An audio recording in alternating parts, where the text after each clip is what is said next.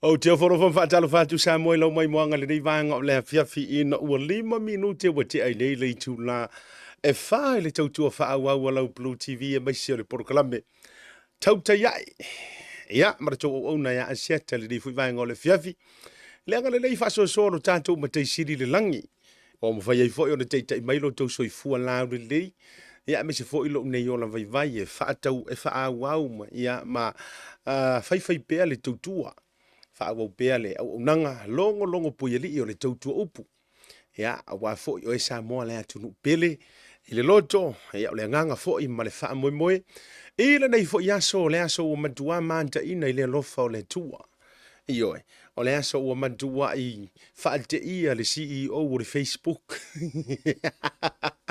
io ile matua i dele male ano ai ya o upu ma fa metalanga io e mai se fo io le meo le ori wa tau faipuna mai ya e maloa fa io le faiva Samoa io e fo ile si kai mi ke le nga male fua mai ya punga lo ilunga wa mo so oi ai ngalo ya tanto wa fe mo e fa fitaia le ngale le io tanto ma tai sili le langi ele ya se isi fai news piko sili nga sao ngai lo le musu ngale nga pa ia io ele ai lava se isi media numero tasi ma se sos o le tatou o me moni ma fa maoni io ngai lo le nganga pa ia mare musu o ke roko nga me i mai au me i Samoa io e se uma tatou tala no ai le ano fale ato ma se fa manino auto ia ile tuo pata tuo nei me uma ai nga sau o le tala mai Samoa o la lo ilo wa fe mo to tuli mo fa fita ya tu ile tua io o la to tuli le mo fa ya tu ile tua fa fita tele io ilo wanga le lei awalanga wa amata na e mingoi mai mara tu vai la tala le no fa ya tu mo e kuai ya ka ko ya e amata na ye so se va en or sa ilingo le mi tonu e tonu na iso na amata e tawana ye se fai to ai amata me uyo le se ka ko mo ai fatalo fa mo fo fatu o que fe ko o mele o ya oni mele ye o fa ka lo fo ko le fi manga o se fa ka lo fo ko manga o folo fatu asia talita tu por club le divanga o le viafi malo a fua ai la o maua a so for le nei o le aso lua se fulu man le ono sawa luono o le masina le nei o January lua fe lua se fulu man le fa le nei foi tau se ko fo ile lofa male anga le lei o le tu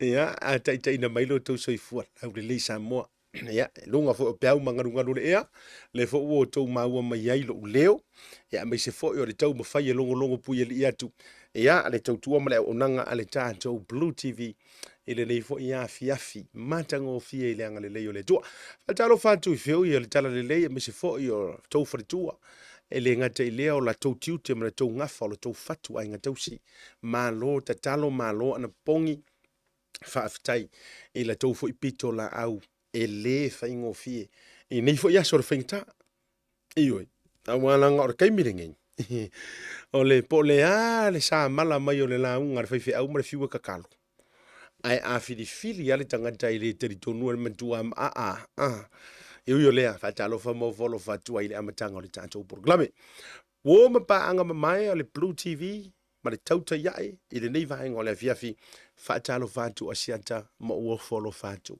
e ante o tou malava le vanga o le fiafi malo a fua ai la o maua le anga le leo le tatou matai siri i le langi ya le o tatou wa o e friseu ya masila saanga ma o malie ono le lo folo tatou matai siri le langi po fea le te mau mai ai le tatou proclame fa talofa ma o fa felo ya tu ya te uto ile nei vanga o le fiafi ya o tu sama fainga no watu fa tini o tu sala ya o nai te le lava le tatou ori ioi faisi ke le orka ku ori lana foi le na fuai ona le avatuas ioi ni nisi o tatou update fa tail tatou team mai Samoa ya ona sa tau su ele awur pipa sa kau sa idi lava le awur pipa ya male ta o tonga tonu ya o tulanga i tala o to matala fo mai tonu o sio tatou tunu o Samoa ia ina ia whaingo fia fo i ona longo pui ali i le pa ia o le si o tātou maturu ule le vanga o le afiafi. After ia tufo ia ila tau fia share tātou programe, tātou company lango sua, mo moli le wha malo ma le wha afitaitele. Ia te outou umalava e tusai ia o le lango sua ino le tātou programe. Tasi Market, Pacific 40 ma le talo fa voucher, PacificEzy money transfer, ColourShop si matafele, ia ngata fo ilea o le Sanita Hotel, Digicel Pacifica, ia ma le anoa i o tātou sponsors, le ngata fo ilea o le Tagaloa Real Estate, io e la unanga le Ray White, Papatoetoe lava, ia e lo tou lango sua ino le tātou programe. O le daiao na leila, la ka ko halua iloa. O le daiao na leila, ia na pei e whaate ia umaile to atele.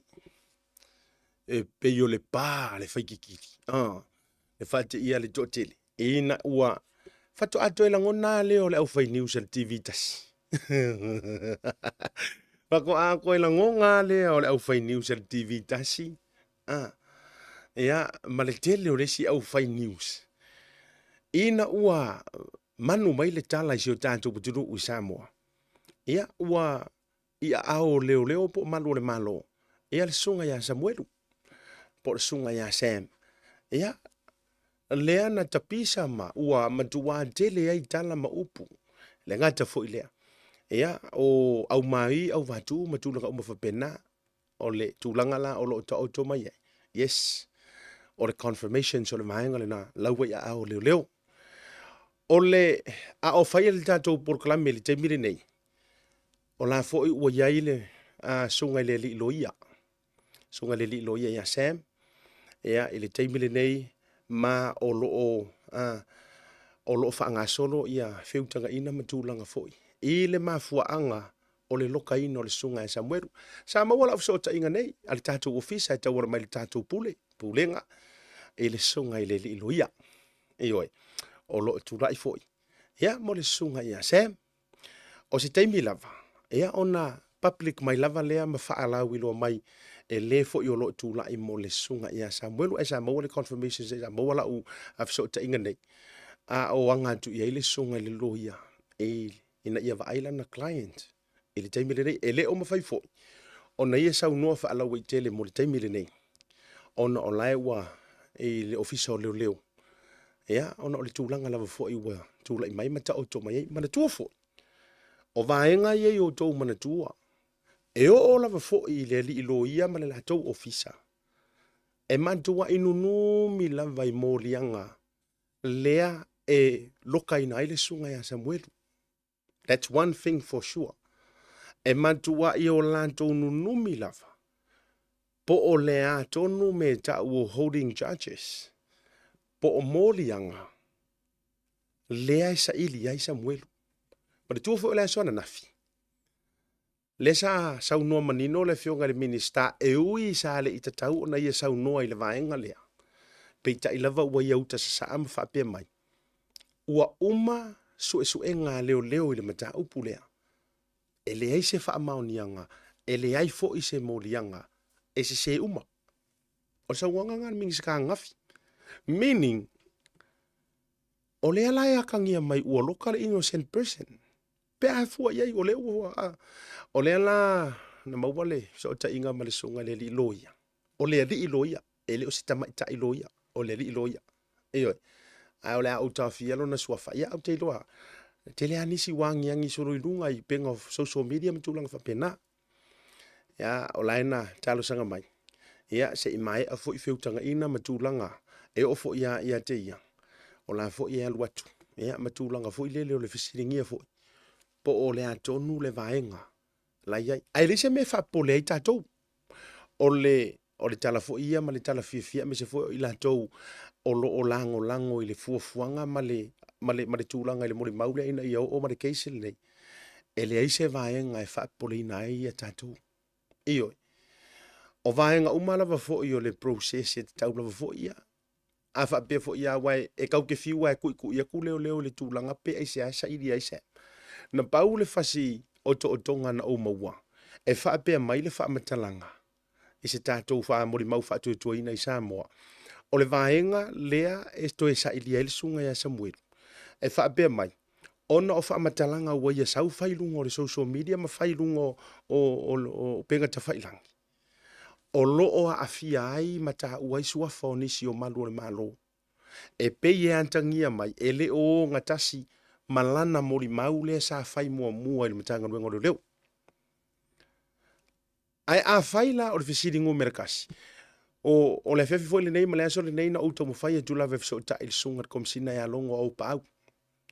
Le na o maua tala. O lea nei savai. E le iai le ofisa. So o le sa la malanga tu ma le sui komsina. Pali i Mona Lisa. O le na o maua ila uri mo mau fa tu toina mai Samoa. O le vaenga lava ia le CIT le ngala tau whaia le su enga ia ma wai le sunga ya Samuelu ma watu wai ofisa o leo leo mai tai le taulanga. Ai o le komisina ma le sui komisina. O le ae e atangia mai sa malanga atu mo tele sa la fai. O le voilana tau mo fai e fiso o ta ia tu nei. Ia se i faisinga kala po le atonu ma fisiringia po le ale mo lianga ma le vaenga le ua tau fia ile sunga ya Samuelu. Pea no la tau whaalau ilo mai. Ai la tau tele i tau mai ani mafuanga. Ai peitai. Ia ele imanuia matua le fia kalia e komisinga se va ai mai le vili a kua upo. E matua le ia o la ufo i tau va ai atu ngai Samoa. Ma le tua fo. E ia vaenga fo i o press release ali matanga ruenga o leo leo. E la tau te whaafiso ta ia media, se whaatula utala lea. A le pia tangia mai. E ngā orkivi kasi ama le Samoa Observer. Ma e pe e kengi a ngā ile. A ngā ile komisinga. Ea, o le upu tau tino man. E pe ngā pauai o la tau na mua longo i aile vaenga lea. Lea la fo ila lea lea na tau vai e tuai o live mai eise tasi o tamawhai news mai au se talia. Ila na tala o lea na ia au mai ai lunga. Na o la tau wa lea pe ina longo iai. A o lesi vaenga uma lava o le media i tutonu o Samoa.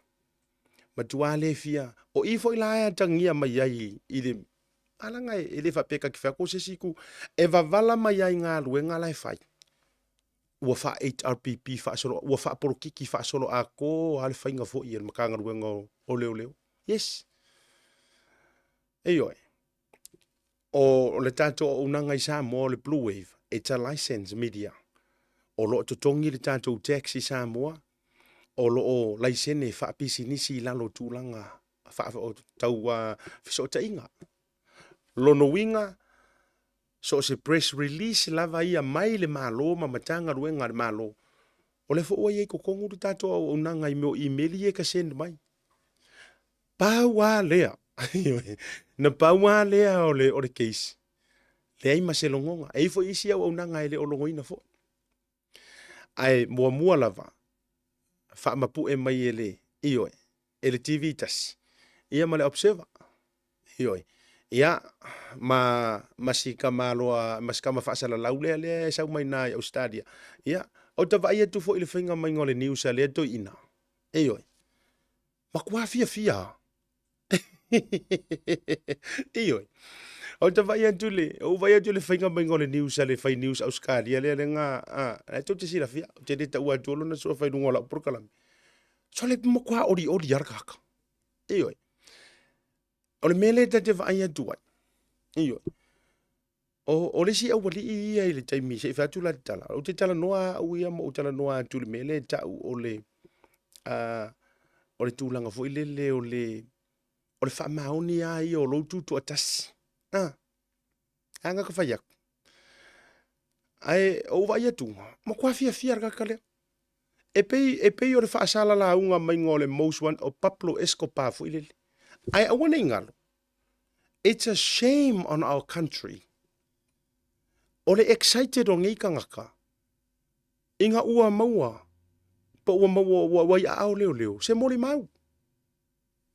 Come on. O ia tau mai ai fo ile matua vai kele o mafau ngi ko inga kanga la tala le. Since when ile lalo langi le nei e breaking news ai ngi mawongi mori mau. E te tauna tātou breaking news. Mea ngā le ngā ea tātou ia. E te tauna tātou breaking news i kanga so ar kamarea. Suni. E ka kaunga makua i pampare mai ka kou. I le hangongwa i o le news. Ina ua whai mai breaking news. We have now arrested the person that ran over or hit and run or killed or whatever. 2 out. Ya o haya ko ai ngā breaking news wa pengai e breaking news I enjoy I vai le fia ko kiki au so fai news le la lo fatkava leo ma tu are excited love. Sorry.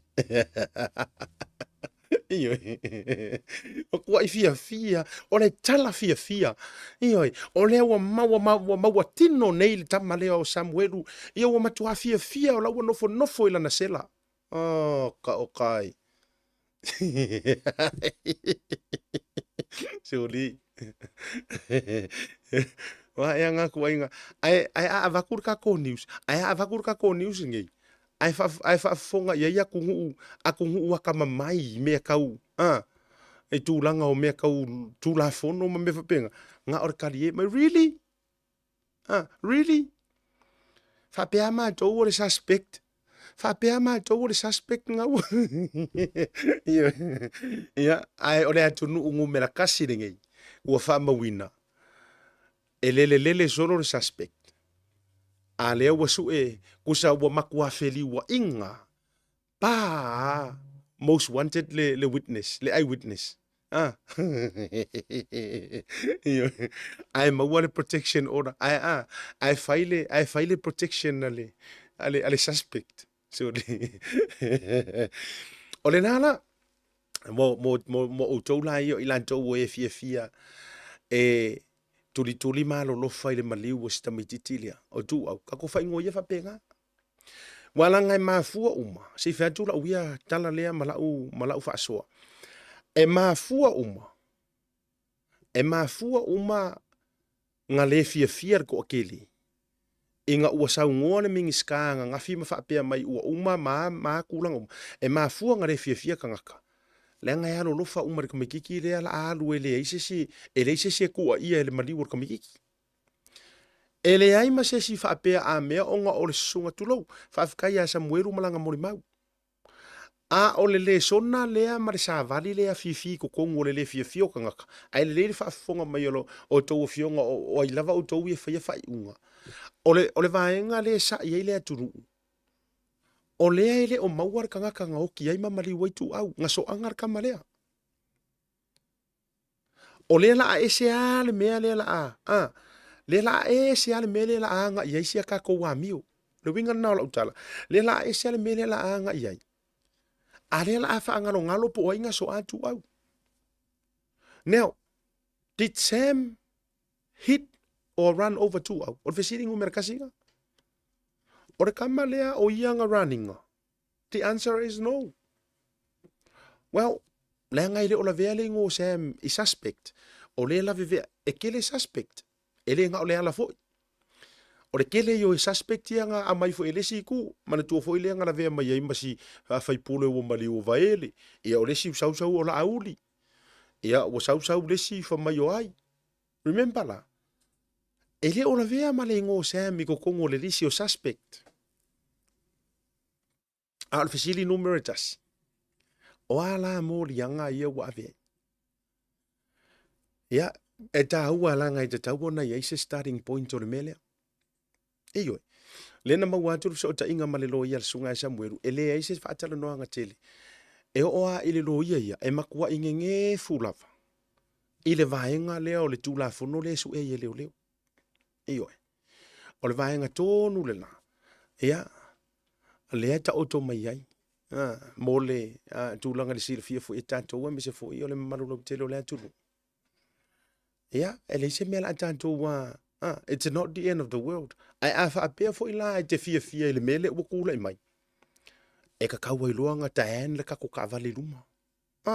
Ua ta tau o na ave loa ma na tua fo. O lea ua maea o na faile mori mau. Tusia ma le mori mau fa atau toina le sunga ya Samuelu. La ua maea. O lenga sa ungoa le mingiska i le fongo ngafi. Se I vanga na ua iai se me tau o se moli mau whaatau toina whaatula fono. In English, affidavits. A sworn affidavit. Se I vanga na ua maea o na whaia se mea whaapea o na whaatua ave loa lea. I le whaamasinonga. O le whaila ua maea o na saunoa le sunga le la aulia le mali e toa I tutonu o le motofono. A whai o le awala lea ua iai ua ngaka leo leo. O le aoso le private prosecutor. Ia pe whao ngai se private prosecutor. I le mata upu lava le nei lono winga. Ia. E te taua o na whaatau nuu le vaenga lea. E te taua o na whaatau nuu. Ma o le tūlanga fo I lea. E le te tau o na umi o na tau fia. Le sunga ia Samuelu. Ma na tua fo. Le mangingo mai ia le saunwanga le sui komisinga. E le au mainga I lungo tātou tala mai Samoa.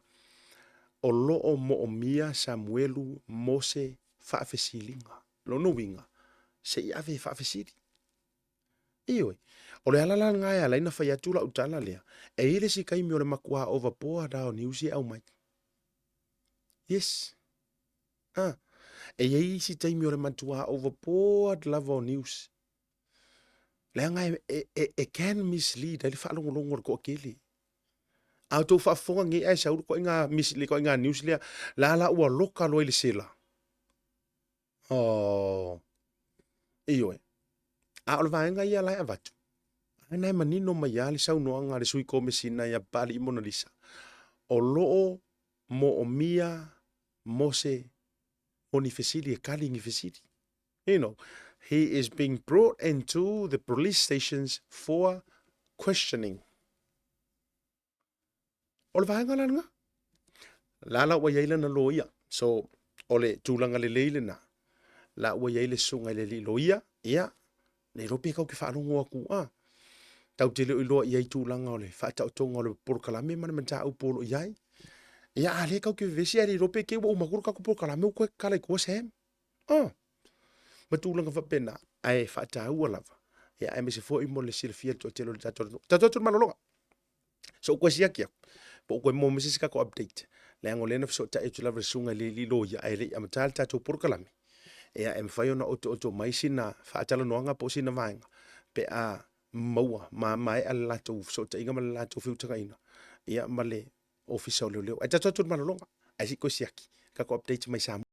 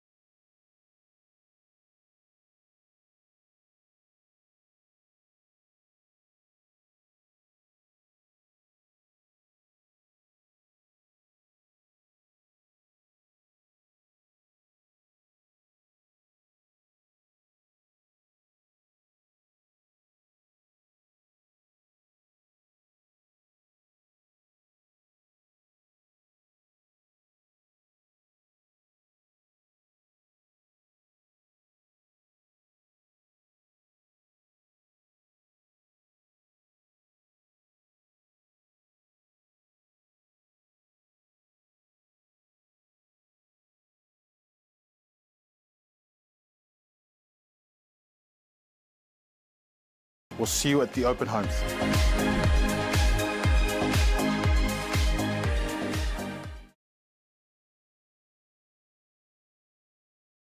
of your life. From interior to exterior, you can change the look of any project you have, from auto to home, around the yard, and everywhere else. Bring color to life with our selection of the best paint. Come check us out, because we're more than just paint. We got bush knives and a whole lot more. We're the folks that will help you kick that drab right out. So come into the Color Shop in Matofili. Call us on 25577 or 21527. Drop an email to cs.creston@gmail.com. Oh, wow.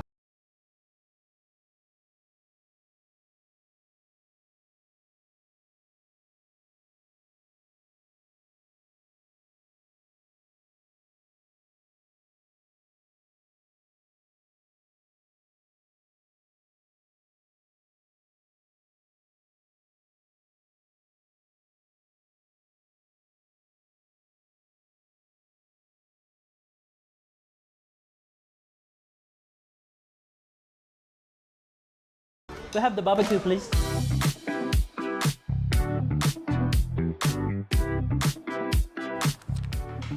Tell off a voucher. Thanks, tell off a voucher. Do you know how much I love you? No. No.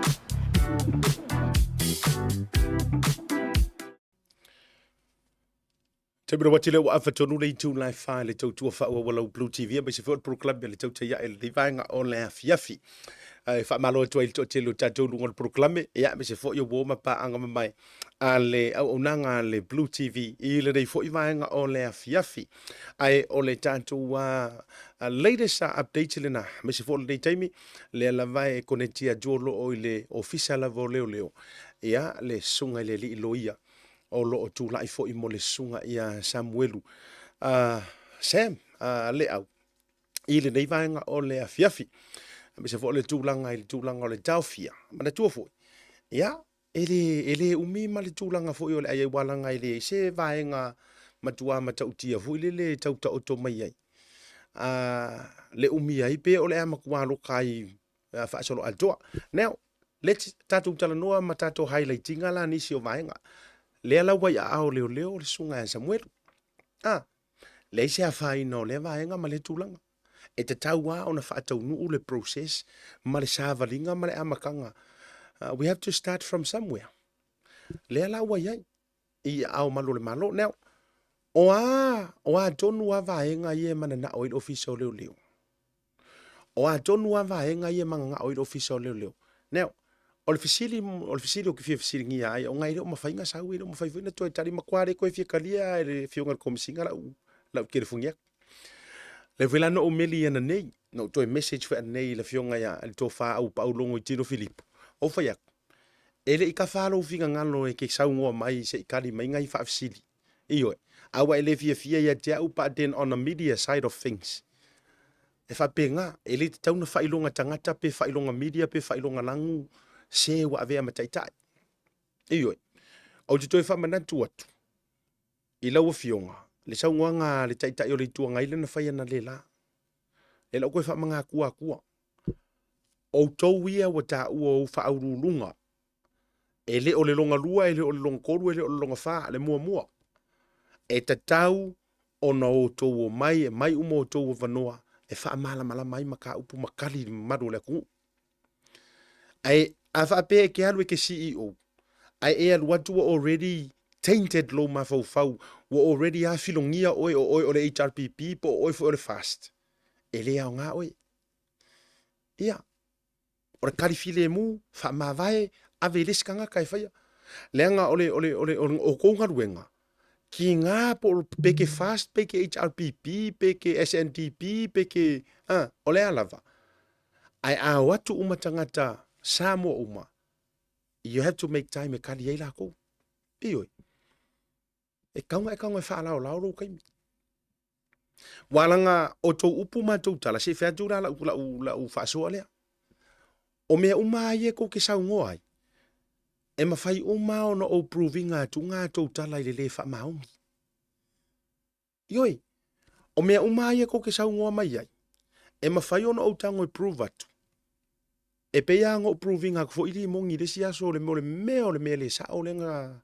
tengo ngo fai now tera la wa mata tu si vai nga sia ai le foi le fa fonga mai ko fionga ko msinga awa ale ma fai o ko ka saungo mai mo mai fai se tatu tala e le tau fia ila le fa so an tu officially ia ma manga kuia fa la wa ikele awa la to te tio mai pe ale fia ile ku ia o ko le anga e peito te fai longa tangata anga ale o TV1 ale o le observer ko kere kari ia le anga ile si au sau noanga na e fa mai ale au mai rungo TV1 ale au mai rungo le observer ma uma tulang or fisidi la ai se ko lo kai king fai popo ai le mai rungo TV1 ai se anga ko lo kai king fai popo a o live a o video a king fai popo yang fai rungo social media why kasila nga me ngai ko ke pala fuai a voi lo te fai atu or fai ngo fie yang o proving a ku ngar pala fu le fai ya or fai ngo fie la fa fela ko fai mai ma ko le poinga media e se foi vai e le te tau ya auto e te tau no to tango fie le po as per legally ola take le nga le wo ka fa so so nge kula ya o ko ya fa ru nga mkanga wenga ma auto ya pe ko ke fa ilonga media le wo tango le wo so so nge ioi tu lo wa pulenga kivi kasi ma isi kivi ko ngo Samoa o le tau o tou a ua whaasau kiwi kasi o nga mo i lea a whaasau isi kiwi rua kiwi koru ma isi kiwi o nga pelo lea. O le tau o tou a ua kusi mai ele observer ai a le kusia mai isi ngusi pepa o nga le sao lea. Pauana mafua anga e a fua i ona tou fia le mea ngā. Lea ngai ko ke fia o ngai entertain e kanga mea ngai ko ke manga e whai. Tou te le mana na or kua inga mea fu ili le koe question back. Yes. So e kokele o staunch enough to be a leader. You're not toughened enough to be a leader. Avea makaikai. Ora kaikai ia. Po aia e kongi aku. Sisila o tou. Toro pulo le sunga ia whare o mawaenga Vincent Puleai. E rau whekura ukara lea. E ko e ro pulo. Mea kongua la le ka ure mole CEO. Po wa upuleanga o a akala e kau ai koe kangaka kulou lau le ai kupe lau lea even myself e ei fo taimi o porkalame mau ko ke faia ma ko ke criticizing ai le pulenga la kapi a le ale mena tup nga o reach out ta kulava ke ro kadi mai e pule ia falo mavaenga asiata thank you whatever ngo fa kadi aku pe ke vidi mai si evakua o fa kalango si mea ngai ka urkanga kai verifaku. Mea ngai ta ule mo CEO. Lava ka penga. A le mele o le fiu e kau karu ia ku o kou ai kou ke whipunga wha mai ngal TV kasi kou ke whipunga fesiri. E o ongi viewers ngale le lau karango. E o ongi viewers ka iongos furu afe, ka ifikus furu afe, ka iserau afe. E o ongi viewers wa penga a farifasa lau ngai kou ke oe entertain. E au o karangoa aku ia uko. Yes. E au aingi viewers wa penga. Ioi.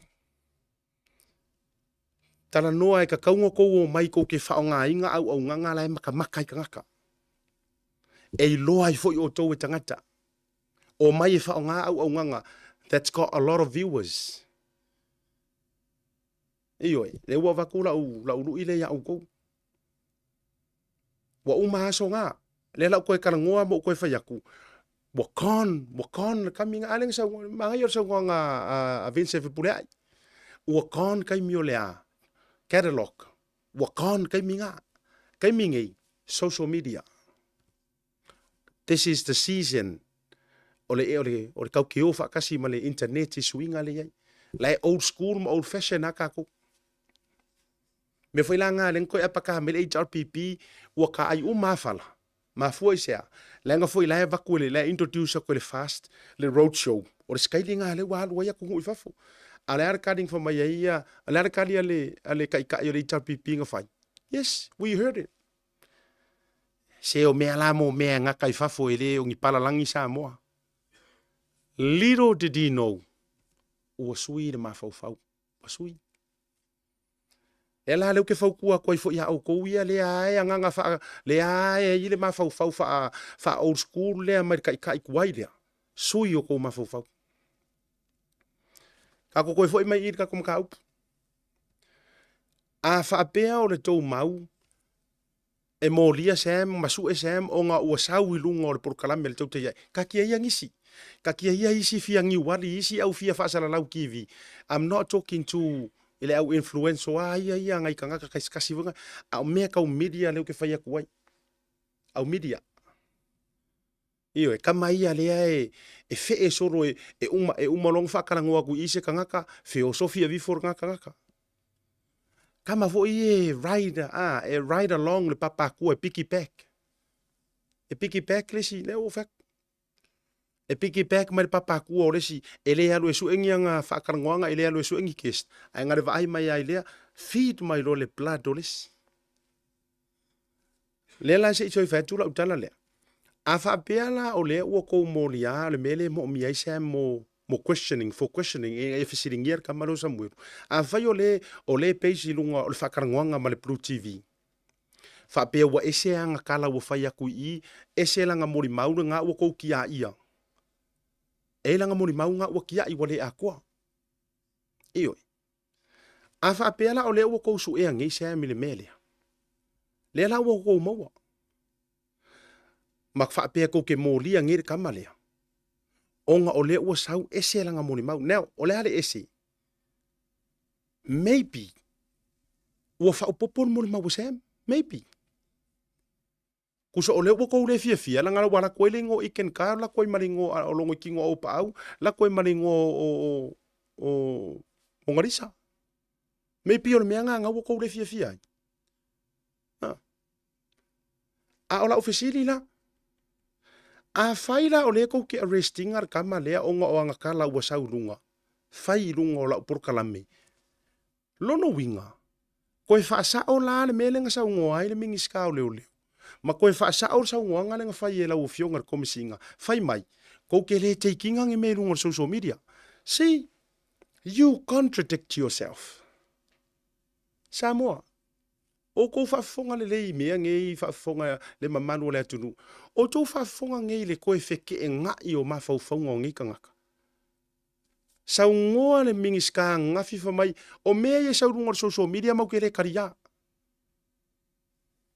Sau ngoa longo i kingo Filipo, before Christmas, pese whaaunga e a leo, ai uso wha ia koe le whaafsiringa e whamai. Ma ko ke le amanga ia a le sau le Samoa observer a le sau kiwi kasi ma mea ye e le kauria. Le ala le mea wa kauria i runga Blue TV. Le ala le mea wa kauro ka haere kama le onga o ankala wa sau fai runga ingei. Ma isi a nga ia personal live walanga e feo lolo la le sau ngai runga le Blue TV e le ika ua mai ma le lisi o isi au corrupted police. Ai ngā rua ia whairola nga ia laiva nga o ia. Lau mai ro mare au ai sai la vevea ima o kou leo. Ai se ala wo kou wa manga ia a lea nga kou whai mai ngei a mātou tele, ano tele meiru ngar social media and blah. So why arresting him based ia nga whaasala lau ngai rungar social media? Why? Oh, come on. Come on, mate. Surely, you are confusing yourself. Ua too much kili. Ua koe confuse. Ua sa oai de kala lea kua.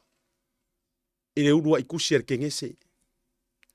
Ua so ona nunumi le lalolangi. So onga ngungumi le mea Wale lopo fea. Which one is which? Now, another one. Lesi point lesa over kua. A whai wa kou arresting ar kama lea. Fua whapea ua ese anga kala ua whai aku. Ai ese langa mau kuskusia. Ai se au kou le arresting ai lea la ile pule makuila epa. Mangingo i o la kala nga whai mai lea kungu ufa mai. O lea wa e whai aku o e rongo i kingo Filipo. O lea wa e whai atu. Na o atu le whale tu o vaele. Le fionga i atu puola mati mai vasa. Makangi mawhai aku, ua mamai le mawhangau, pala. Onga o vaele nga mariwai. Now, se o kanga koe whaafo ia kua se koe kau aia kua ngai mea ia. Ai se ala o ngai ke whaamaongia e le moi. Peia o le mea le te amaia ia Samuelu. Lea ko ke feika fa mai. E ese anga mea ngā vaku mua. Ese anga mea o sau fai a kuirungo le ea. Su e ai roma Samuelu. Ale ala le mea uko le su e ai la kuira e pama. Le ua e wha maongia wa e koe sau ngua mai lavala o fionga komsinga ma e fai mai. E le ai se mo e le i o mai se atina. E le i o mai le atina.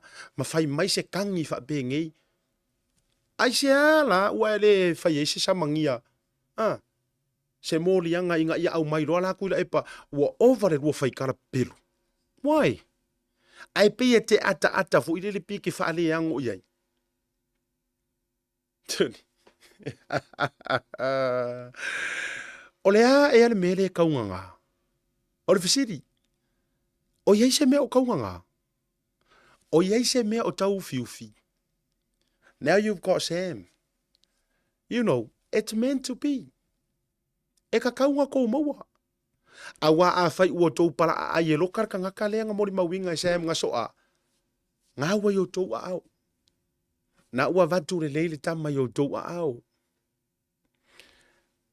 A ua ka kou ki Samoa.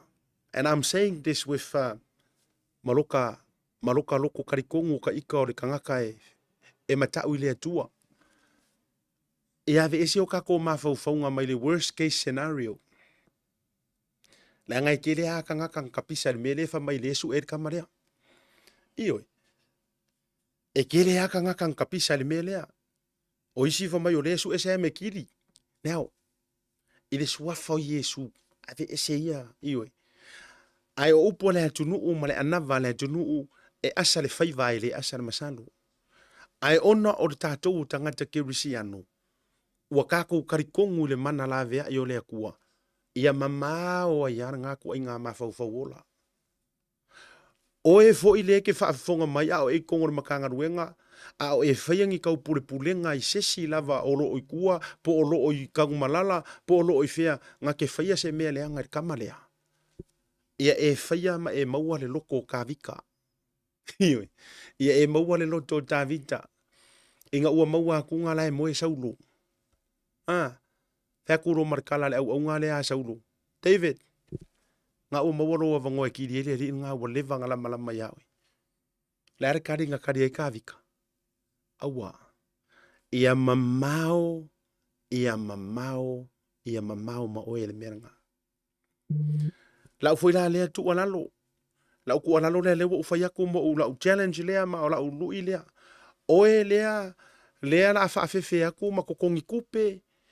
Po ai ngā waka mimilo i kua. Hey, you know, kau ke le eliminating ar ma faufaunga. E hile au ka mimilo i kua. A whai o le involve vai le drugs. Oh, you know, money.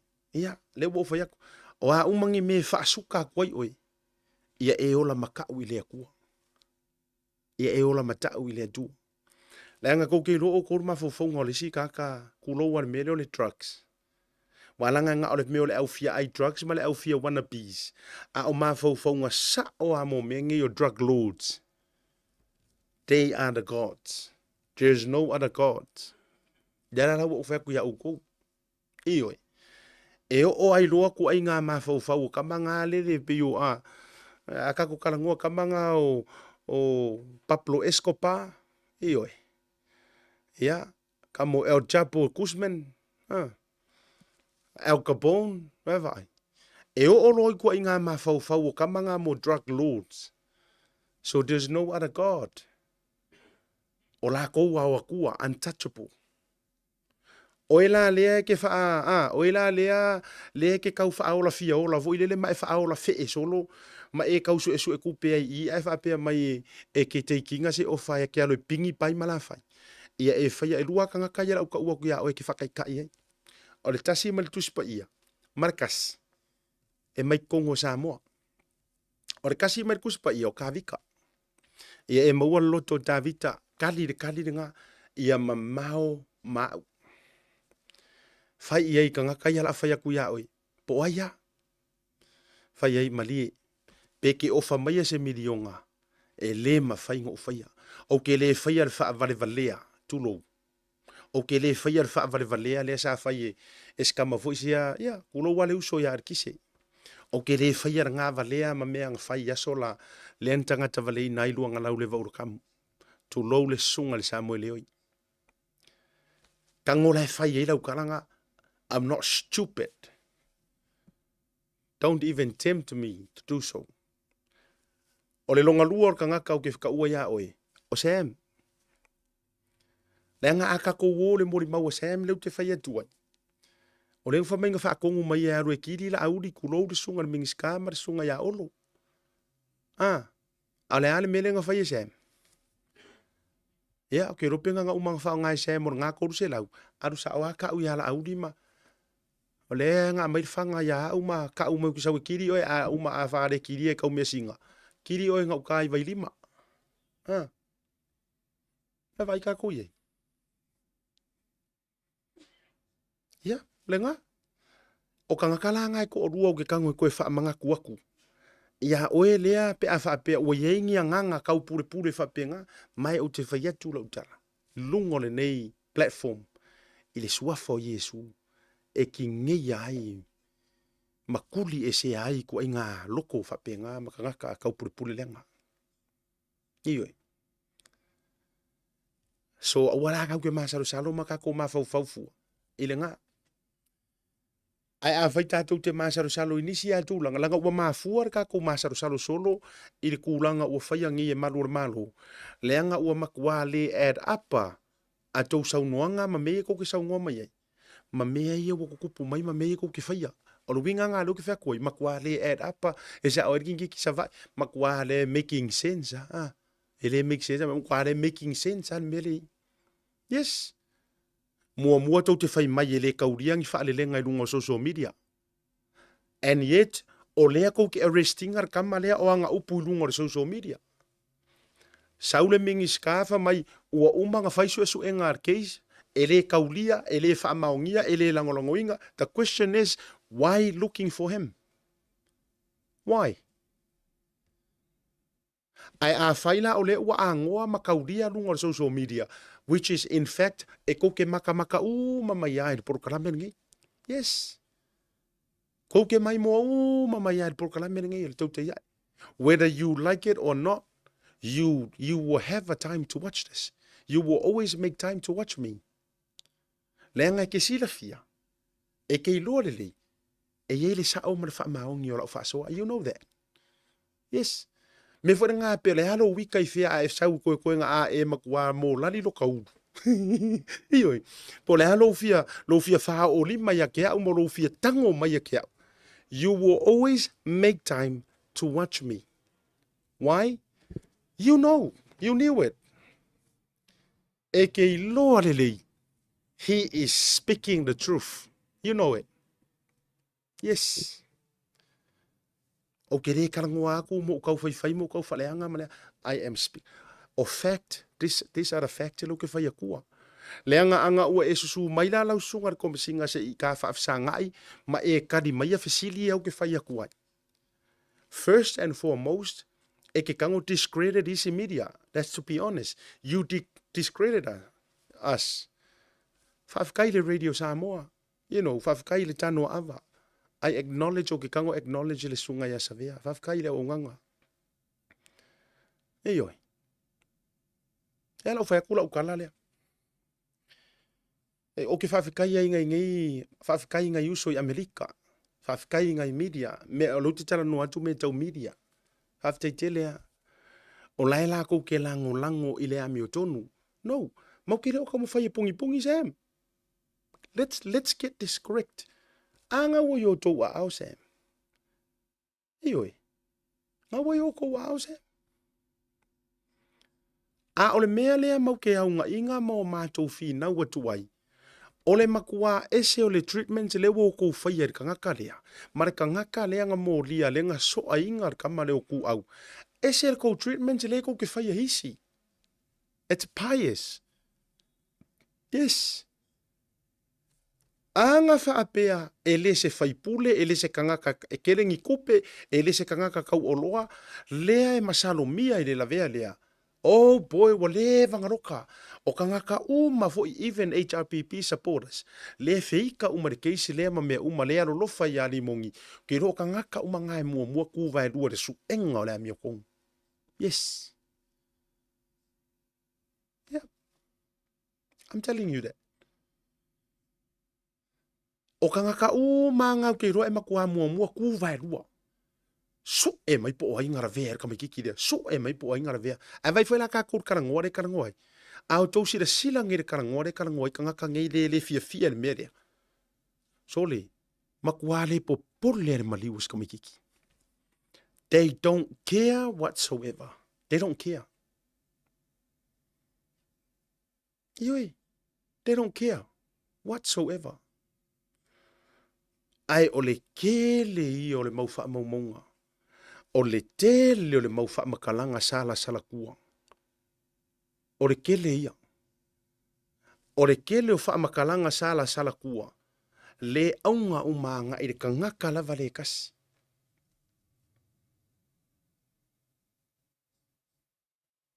O le fesiri le la ufaiak.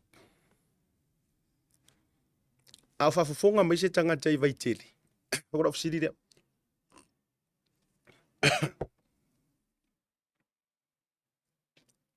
Nanga yeire kala, yeire whafa kala ngo umau. Whamainga koe sila a koare au warakili. A whaila o e mai mua mai le teimile nei.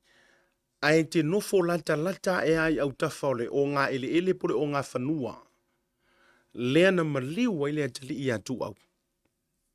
E mawhainga e PM mai. Pe iai se wha mao ni anga o le tala lea. Ioi. E iai se wha mao ni anga o le kala lea. Not long after ngā maliu wer kamalea. Ai waku ke le lopo le LTA po ai. Sila a koa le awala. Pe ama le 5 mika se lau mika. Koe wha kama, koe wha le. Koe wha ye keu keunga. A wha pea ioi. E yeise se wha amau nianga o le whasika. Ore kala lengo mo mai Samoa. Ore kala. E sau mai le tangata. E ngā kere o ingalesi kele le maka upulea. Ai ua mafua o ngā fiso o kai mai. Ua angiangi aku I runga le maka upulea maka ngaka I afia. Ai ke ia I lomolonga mafau. I le koe keu le awalang koe keu kuai. Not long after the accident. Mera ngang fa mai do marka kalia. Soli. Se pe ya la le wo kau walu pe o le upulen fa mai. Se pe ya la so le pisi kanga ka woloa la sa o pisi kanga mawalunga le ku puele mea. Ia langa wo ke ia wo koe fa ka wo ke ia wo koe ke wo koe LTA le wala fo ngale wo koe siol a ko. Shoot. Oh fuck. Yes, I'm not. Why don't we go ele making a story? I don't waste my time mingamia. Yeah. Langa nga nge kiri if you fa ku se post or whatsoever lunga. Langa first and foremost. It is a mimika ile break no. Yeah, it could be a breaking news thing is here. But to me, I know la la kula fongo. O ko yo mara malama. It is ole se ser kanga kare sui. That's the truth. Ele su as a witness e su ele suspect. La nga ai ngo kare wow, nga kare faya nga me wow. Oh my good boy, oh my oh my craziness. Ioi. Am I my way for a kaimi? Because we all knew. Ele o sa or ko nga su ele su er kamalea. Yes. O lo titala no atu ya lo le tula fono. Ai a fai ke finga o mai walanga le mo musu le kari mai pole ane morianga la. What is his morianga? O le ane morianga kamale. Ia e fai aku alo solo fo mai anga le fia mai fisiringia ma fisiringia. Ai ko e fo mai la u kala le vaenga le. A fa pela o le te nga engo fo I kala fa kai le o piko le. Nga e kau koe sila o kau whaingi ngā ruenga o le awara kele. inga ua mai a mai le kai miore maliu lea. Ang fak fapenga. O le vaenga lana, ai vai la ka ko le fepunga mai mana tua fo ina o fai atu la utala mua la vai isi o porkalame. Na fetu la utala mua isi o porkalame. Ele o pisa mai a midi a Samoa. Kulo wangai faftai fai a te faftai fai la utala isi. Mole tula o faftai isi teine ya el tu fionga liru mai ava maina. Ioi, mana inisi fo ila tou. Lai e pisa e ka pisa mai ma kusi mai ma kulanga fapenga. A ole wingo la utala. Fako a koe la ngonga leo se article le TV1. Fako a koe la ngonga leo nga ua maua sem. Atulanga fapena. Ai o ke fai aku re kanare ngai. Anga pa mai se de kai mila le anga se koe faki. Ato toe o nei lunga si akil TV1. Meo le article e winga iskamo fai popo. Ile mea fo ilele le attempt to murder. Conspiracy. Koi kiki vai yaso e sawa ki nganga le fia karangoa ikula e parangamea. Ai koi kiki a vai yaso e ku even the observer. Ako ue vai nei. Tone. Ai paua leo se case. E whailoa mai ele mingiska o whakoanga. E whailoa mai se mingiska o whakoanga o le ue ere kamare wala koe ka uaku wa kau pule whau mangoronga o la male o le si mingiska. Paua ya le nga le kaimi mua e vai rei. Whaeva lo le vaenga mare mea. Whaeva lo le vaenga mare mea. Le ai masesi e nofo alu koe follow up. Lau sunga le minista fatuanga o le ase tala mai o le tūlanga ele mingoi a leo e winga ai masengamea ioi ai lava masengamea ai nga o nga maua o sem ai va aila ile breaking news breaking news ai ke lola ukala makuale ofo ya papalangi ya breaking news yes. No, ele o Sam le su e. Ele o Sam le suspect. Let's get that correct. Let's get that right. Sam is not the suspect. Sam is the eyewitness. Ya, le la wa avakula le eyewitness nga i leo. Wala nga orko kamar nga. Ile tau tongo le case lea. O Sam is supposed to be your kama leo. Yes. Ore ka o konga nga o mea. Se fetula utala lea. Fa mangingoi fo i ngai ngisi o mako wia lea. Tatia ia oele wa e maramala kula fongo. Ai mo le fa mani no ngai nai tama matutua matina matutua. Le kausa pela inga kungo le melea. O Sam, o le mori mau. Nga va ai le kangaka nga so ainga kama lea maliu le kapisa ingai. A alu la Sam e alu e ka ui leo kuso o ia alu e ka ua mangkua o le ngarue ngā leo. I le mea lea pia whapea o lai whai sao hare mea i longa kūlanga sao. O le ngarue ngā leo o le su e o le tangata na maliu e kama. Whai leo se public whasara launga fo i le leo whapea mai. Wha mole po aise si saile no fuanga lea i le taimi lea i le wawea o le aso lea i le taimi tonu lava lea. Pe nate si la fia ina ni whaamatalanga po o se whaamatalanga e winga i le maliu. Pala. Fa mole come forward. Umale ke o ngaruenga mua leo.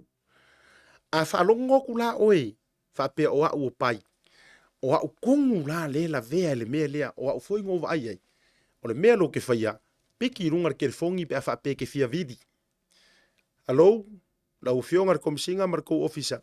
O le ngova ai ngeia kwa TV o sa wel fasara launga o le kausa ili ngisi nga va ai fa la vela. O le mea lea. O ke fia kalango aku e winga i wharavelawe lea. Fisiri mai roma na vanga lea. O le alo tu langa nga i wharavelawe. O le ase ai whai o au kongu nga wa ai ai. Wha mai lo okay. Su mai lo ofisa. Pe ronga rua foi. E ke haru sao hao i lo ofisa. A e haru akura i le ofisa whakai ka inga. O le tau waturu mea lea. A e haru akura i le ofisa. E ala kuroa whai lau mori mau. Fai au wha makalanga ma mea kuskusia ngai. Ka ua iloa le ingo se kanga ka uwhaku. Me turou. La wha ngā ia mai ngoa mara upule. A whai ua ola ko uwhaku. Ngo wa ai ia o anai. O anai lea ngā soa ka mikile. E uma longa whaila umori mau kuskusia ma mea uma ngai. Ma mea uma su e wha mai ma leo yeise. Kaunga yeise lo ia ma kulanga. E iei lale mea mali e. O ngā olo lea o le vaenga lea. E roka mai le kangaka lea. Yes. Pe ia le mea lea wala ko whaia ngai ya Sam. O na olo lea. E au mai le tangata lea. E au mai e whai i eise fesili. Maku i fesili. Leanga o lea ua iei le kangaka wa kuwa ia. E le wha apea wa amai wa wha amaongia. No. E au mai. Ona o lea ua tu ua ia. Ea lau sunga risimi. Ea. Kako woi o le ofisa. Nga o le ua iaile. Ia o le ama ngā mea uma. Mana tua oi. E le aia ma se si ua wha amaongia se mea o ngai mea. Se i vanga ngā ua sau ngoa wha amasingo ma kāranga sa manga. Iyo. Sa ore keisa risi au ka manga re mako unga. Amai. Ngā o ngā kua i runga wha amasingo kā maranga koi. Ia ngā se vanga ngā ua kāra koi i wha amasingo. Ai mana tua si o koe whaiaku lava ianga le mele o le wha o le mori mau. Alu noala o le a avere maka upu le kōt. E fesili a leo leo. E fesili leo leo ya o ele mori mau. Are you willing to testify? E iaiso loko loto tele e ke ku e ke testify de maka upu lea. Yes. O nga e whairo lea. Oh yes. E mawhai. Ai a uma e wafiu leo leo e whaakari oi. O atu leo leo su e aku oi rau whale. Wa e you just refuse. E le fosia o e leo leo. Sole. O le mea ngā le kau vari aku le mele e kupu. A e whiarua ia la o e wa e le fia mori mau. Wa e koe whapea i whairo roko o e le ai kere fia mori mau ma ngā mea. E ku ua leo o e le fosia whaakasi o e leo leo. Against your will. A kongo e kau mawhai leo e persuade o e mawhai aku ia oi. Sole. E fia kau sanga e rokai o e pea e pepero pala. Ngā mau mea uma. A o e ai o le witness. A e refuse te ave la witness ma ele fia iai. That's up to you. Ai le ai ma se mea i lalo le lalo langi ngei ma re fonga ele ngei.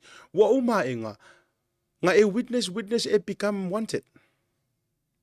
E suspect. O le fesiri la. O le ana le mea le la ave ngei Sam. Nongo winga la ave Sam. E makua o ke ngia le lei o. Leanga o le ua ka ua mai masuafa o kome singa. Yes. Mark my words. I le fiafi ngei pokalame ngei. Anga le ka ua e Samuelu i ngō kome singa. Anga le ka ua e Samuelu le suafa o kome singa. Ai ua lava nga o suafa o ka ngaka ele ngi leo leo. Pesi ngia vo i leo leo. I don't think e sue. Yes. Pe ngi e moro aua ia whapea. Ai pangalea. Onga. Ua sawa i mai ngoa o leo leo. Ai le ongi leo leo sa kuila epa. E le ongi ronga kolu po ongi ronga wha. O le mua ma le ronga rua. Yes. E kei rore pingi o lau kala. O le lokanga o siun ngāri i fwoi le leo. O va ama sion to olua. Yes. O le pingi e ngā lau kala. Le vanga whai o kala siun ngāri i lea. You know, tu lau fwoi va ama ma sion wharkua ale lau. So kango e whao ngā mai o lua i lau observation ya o lua. Se kau wha makala kua ile mea lea. Le vanga whai o kele o kala va a ya tuila epa. Le vanga whai o kala va a ya kuila epa ma pai ma la whai e whai pule o ai uma. Le ai ma se arrestinga. O kou maua mai. Le ai ma se mingoi o leo leo. But the moment nga whaasanga i roa i a kala ma fai kionga ia maresa ia si unga li ilea la vea ai mar makanga ruenga o leo mar komisinga. Sa ilo mar peseriro Wayne voi lele. Wiu, wiu, wiu, wiu, wiu, wiu, wiu, wiu. Kavel leo leo. Kavel leo leo. Ioi. Renga. Sisila mai tanto. Oh, leo fayak. Leo kelo oi. Se o mea ia e whaingofie ia nga mangingo e kanga kai ma e kakaro makuri vai le tua. Lau kala lea. Lea ngā kako vai a kure kingo mai o mea. A kako vai a kingo mai o mea. Olangi kala. Wai langa wo makamaka o keringo makamaka kele i whaasoa ko ingo va, papa va. A o ala inga straightforward mea papa ya papa va ya papa stui. Ia. O ko ngau ko sira fio kire ka ua kuaranga ka e fanga sa wa ia akala ku Samoa ia lai pa mele avar ko inga kan makeki. Le ai ma se me mingoi. Ma fu isia. Le nga foi la ele o se come singa lai fa ia. Ai nga fa ku lo le sa fo la o va ma se on far ku ya Meilin. Nga fa ku lo nga i il come singa ma upung fai nga iai. Ka. Wiu, wiu, wiu, wiu, wiu, wiu, wiu. Fa penga uma melea. Fa pena uma. Anga sau Samuelu ngaka lava langa mori mau kuro. Ola, this is my take. Anga fa pea sau le Samuelu fa ngaka langa mori mau ma nga kau kalanga i le urupo o le nga va ia kunga ai loha ku le lenkusa. Anga fa ngaka i ro inga. Pengi. Ia ngaka mai le attempt to murder ia la auli ma olo. I'm telling you ele suea. Ele suea. Ai ole mafua anga lea ua matua mata ita ile matanga ruenga o leo. Lea nga yeila le si live nga umaroa ka ngoloa Sam fa yala nga ia video. Ia o le nga sia soro mai ko kele. Nga la e lu i mai ai loa Sam ia kuloua. Ia komisinga ma. Yes. Nga e lu i mai Sam le komisinga ma. Ke rola o nga la le kere nga fika mai ai roma le si o di. Le la vea i ma le si fa finge sa o lele Oscar ia e ku le soro mai au fa finge o ye fa finge ia so a on o inga kongua leala ua mata ita i lo ma leo. Yes, to me that's it. Nga loke lo ai Samuelu ma fa nga epu Samuelu ko kongo ma kanga ruenga o leo. Fake kalo. Absolutely. Fake kalo. If you wala pe sa wala ko misinga pe fa me press conference muni ma fa pe mai o fa matalanga e fa me proclame le se ma me uma. Actions speak louder than words. Remember that. Action speak louder than words. Walava to action. Walava nga justify ko ke kaude sa ngwa mai fu e fa le nga inga le scenario le overkua. It's okay. Peto te fai mai lava. Action speak louder than words. Ua lava le mea le ua makova ai. Palava nga. Le nga fo inga o mea le add up. Nga o mea e le add up a me sau. First and foremost, ko fai mai ko ke le kariangi mea i rungo social media, blah, blah, blah. And yet, o lea ko ke fai a le ko ke su e hai. Second, sa ngorming iska o le whaururunga o le makanga ruenga, ua uma nga whaisua su e ngā leo, e le whamaungia, e le moomia, e le longonongoinga, e le kauria. Fesiri, ai se a su e fu, ai se a la ua pu e fu, ai se a ua maua ave e fu. Sa o ile nga le whai me ka ngaka irunga, la nga e fu si fua. La nga e ave fua. Lenga? O le mafuanga nga, e le add up umangi mea. Longa kolu, a fai ua faila ia Samuelu. Fai umai kanga kauma. Fai umai kanga kauma. Loka akur ke nge lele se iko e foi leo laukala. Lenga lela ka ko ola kuri le melea o le sa o fainga I kangaka. Lela ka ko kuri. Upu le anga ke ngele ane ngafai. Upu le anga. Are ke ngele ane ngafai ke ngefoi lele. Lenga sau mai o Amerika. Ioi. Olangi upu le anga ngafai I kama I pale mia. Oka o kiri fia kua. Ngau ko fia. O kangi upu le anga. E o ai de kulanga kamali anga o le fionga kama I pale mia. Ngama kua vange runga I kala ke ngele. Ai avaku I Samoa, o iyo teilo ai. E ere kai mi wakau distract ai leo lo lako kiuki. Makau take kai the matter into their own hands. Ai kau ngalo ai ingor kula fongo. Se fakula ukala lea. O lang kala lea ngar kenge lea. Ai avaku I Samoa. Ele iroka. Ai roka longus folau. Ele irokanga. Ai roka longus folau. Komo mai le wingola ukara. Yes, ngala kuare kenge ia peko solo mai veva. Not even few minutes, not even an hour, not even something.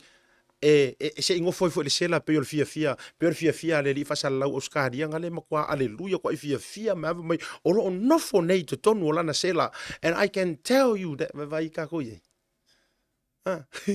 Sorry. Fia mo ko ya le so dunga so. Ai ala kur kenge lea. Onlangi kala leanga nga fai. Fai de kama I pale mia. Ai ala ku freedom. Ai ola fo ingi kala a king fai popo nga fai ia ku ipa. Le lau kango lau vakua ia cases nga yerua. King fai popo nga ia ku ipa. Paule ese esenga. Paule ese esenga o kau fa leanga ia ma me fa pia. Ele iai o kere I mawanga ngi kala makanga king fai popo tu lo nga fai aku le epa. Foi lele, you know, kere I mawanga. Ai nga o kala I o kuwa inga ma. Ai nga o nga pa I o kuwa sikama in malai va lele. Ele I o ele maliwu siong kama siong kuwa se siong kuwa. Ai arrest leo. Lokai leo. O fela nga kula fongo la o fionga mingi ska leo. La o fionga komisinga o leo. Ai se anga le apala ia I the same law I kangaka ia. Ai a fua I de mamafa ko ai nga fa makalanga nga fai. Pe anga ia se fua fa kau. Sorry. O le makua makanga au le anga le mafau kala inga fai rkengi rea. Yes. O le makua au le anga makanga o kala nga fai rkengi rea. Ai kau ngu king fai popo I Samoa, arrested malai valele. Yes, defamation. E muli conspiracy. Ale defamation leu kalango kwai. Me o le tau faaleanga. Ave nganga o ska mo king fai popo nga ave ya loka, kaufia, ngofo ya. I think for 3 months. Ai fa fe fer kengelea. Anga la kwai Samoa. Ai vaku ave nga olongus folau kaufia, ai fa ai vai alwa ia ka fau mo fai ale ma fau. A o upu makala nga fai aku o makanga ia nga fai kama I panmia. Ai se anga le mingo ia leo. Why? First and foremost, le anga ile fast o ko ia leo. Yes, ko kere langolango malo. I have a feeling. Ya wo ko sa ok. Pe ko kere fia ila ukala lea. Please, there's a portion in your heart that agrees. E sa on melok fa koin. Yes. Afuanga nga. Ele tutusa. Ele kusa le alofa. Ele kukusa go loyalty. Le anga anko kusa. E apply the same principle. Aisea, o lewo mako fisiria ku. Aisea, ore kukusa. O fea e fua ai le mamafa ma le mama. O fasalanga. Laku le si kamaloa fai kamaloa ngale sa mai o le mea kasi. Now, o kere popole a uia ile uma koe fasa o loko kanga koe foi. Leanga oke ioe a uia ile kakaunga fai nga koe nga kau fa fefe. Ai o le mea le o te fai atuai o le ese o le treating o kangaka. O le concern le nga. Ai ole koe kakala o kangaka ma koe whaafo ila koe kungu. Well, kakau. Ai ko kewe kausi wha ngau wa kangaka marako ai. A ole mele o te whai atuai, ole le sao, ole whainga o isi. Ai ese le whainga o isi. Nga umalele yare keisi or kenge ngare mai Amerika. Umalele langa keisi. O eva i kua ilonga ainga.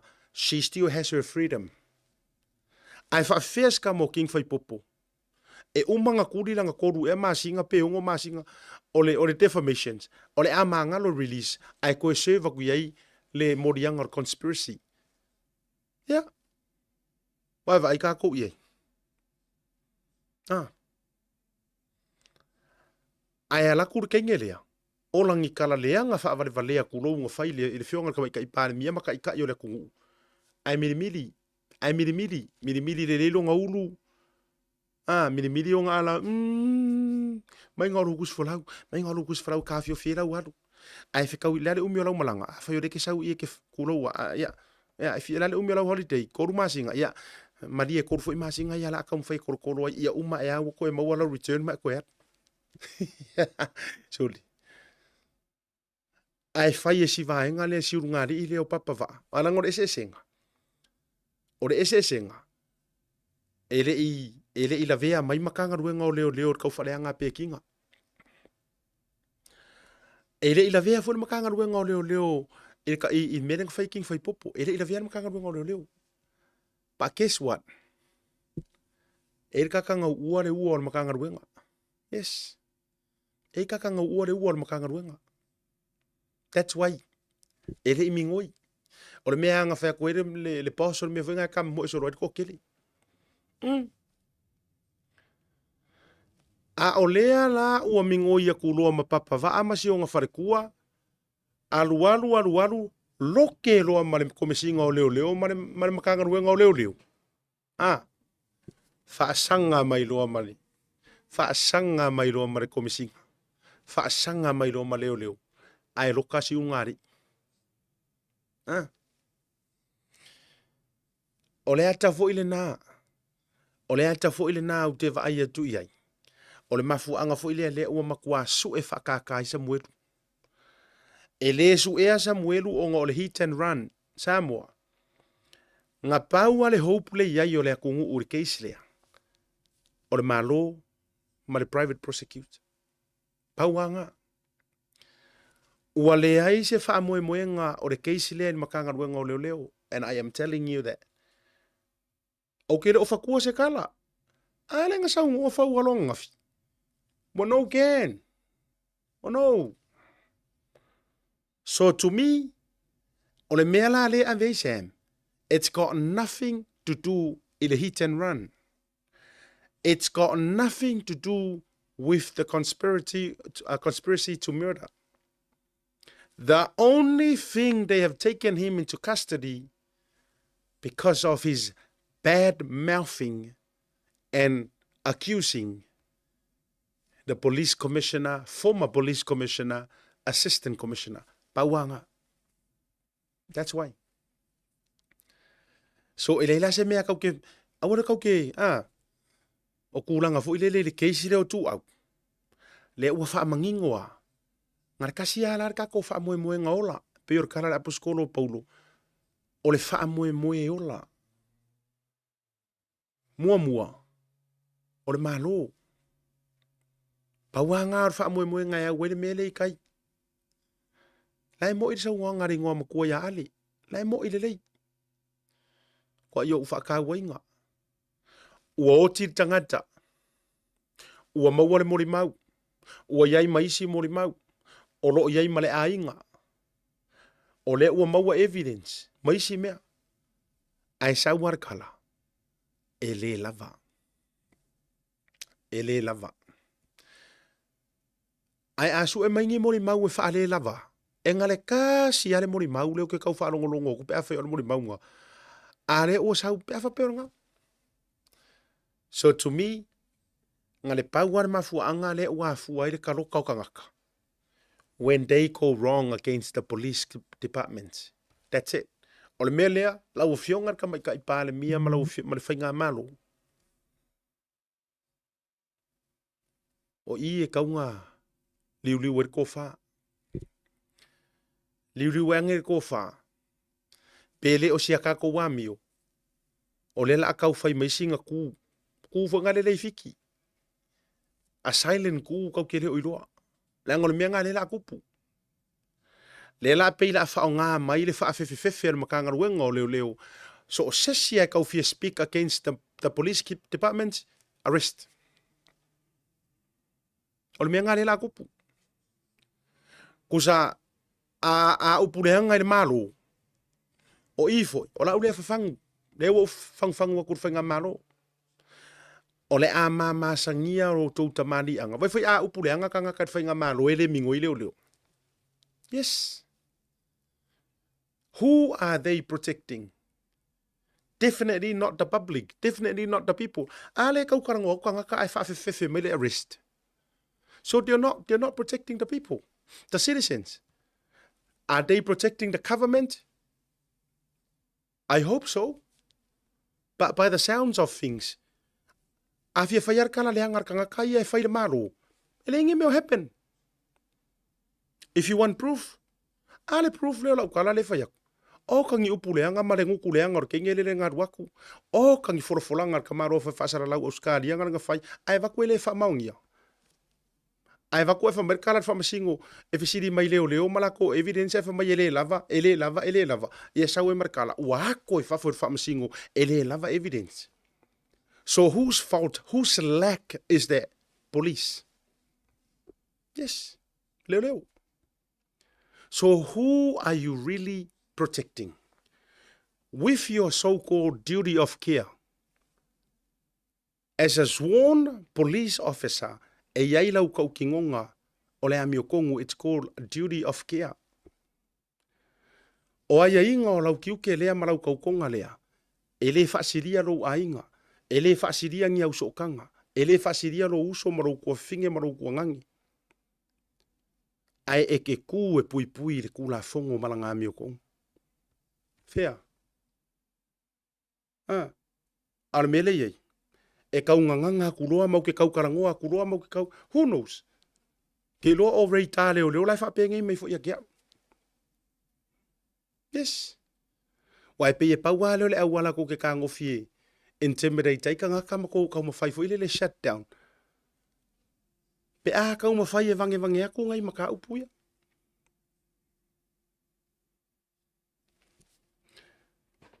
Tūlanga le nā wai ai. Ioi. Pe a ngaka whaiak. O ke iloa e hau mo utari tonu. Mo mauti noa. E kasi ale mafua anga le nga su eis kamalea. Kasi a. Onga. Ua ia kau kingo. O lai ai filo ai kulo wa langa upu ia langa mai esem. O lai ai roa lele ia e au pa au. O lai roa lele ia e mongarisa. O lai roa lele ia e ai aisa pai mala fai. E ula aisa ai e kulei pai mala fai. Ai kau mai suafangi. O ka top cops.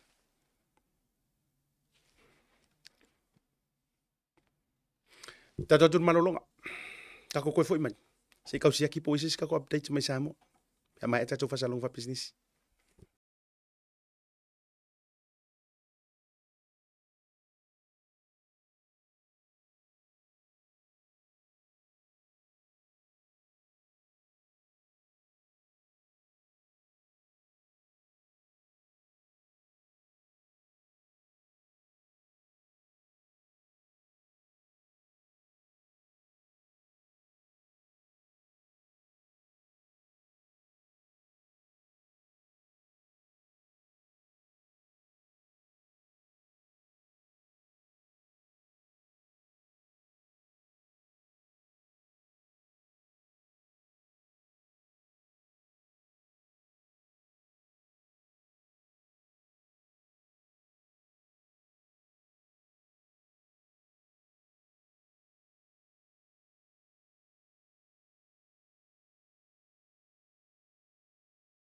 Digicel.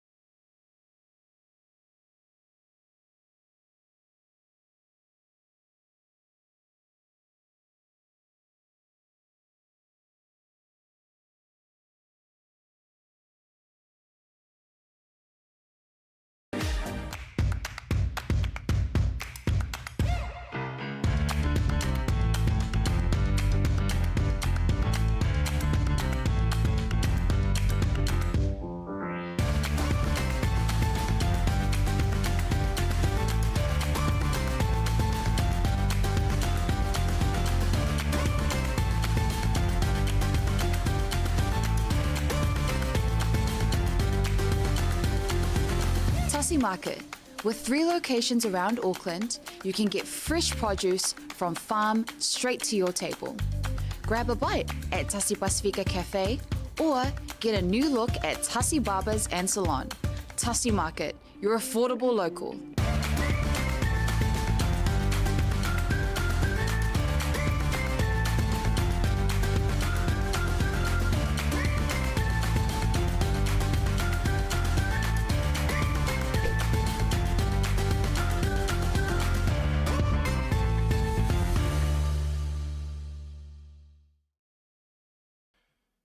Te mera wati le wa afatonu le tu na li mai le tu tu fa o lo Blue TV be se fo el proclame. Ya tatu fa bito yele nei proclame le nei fiafi.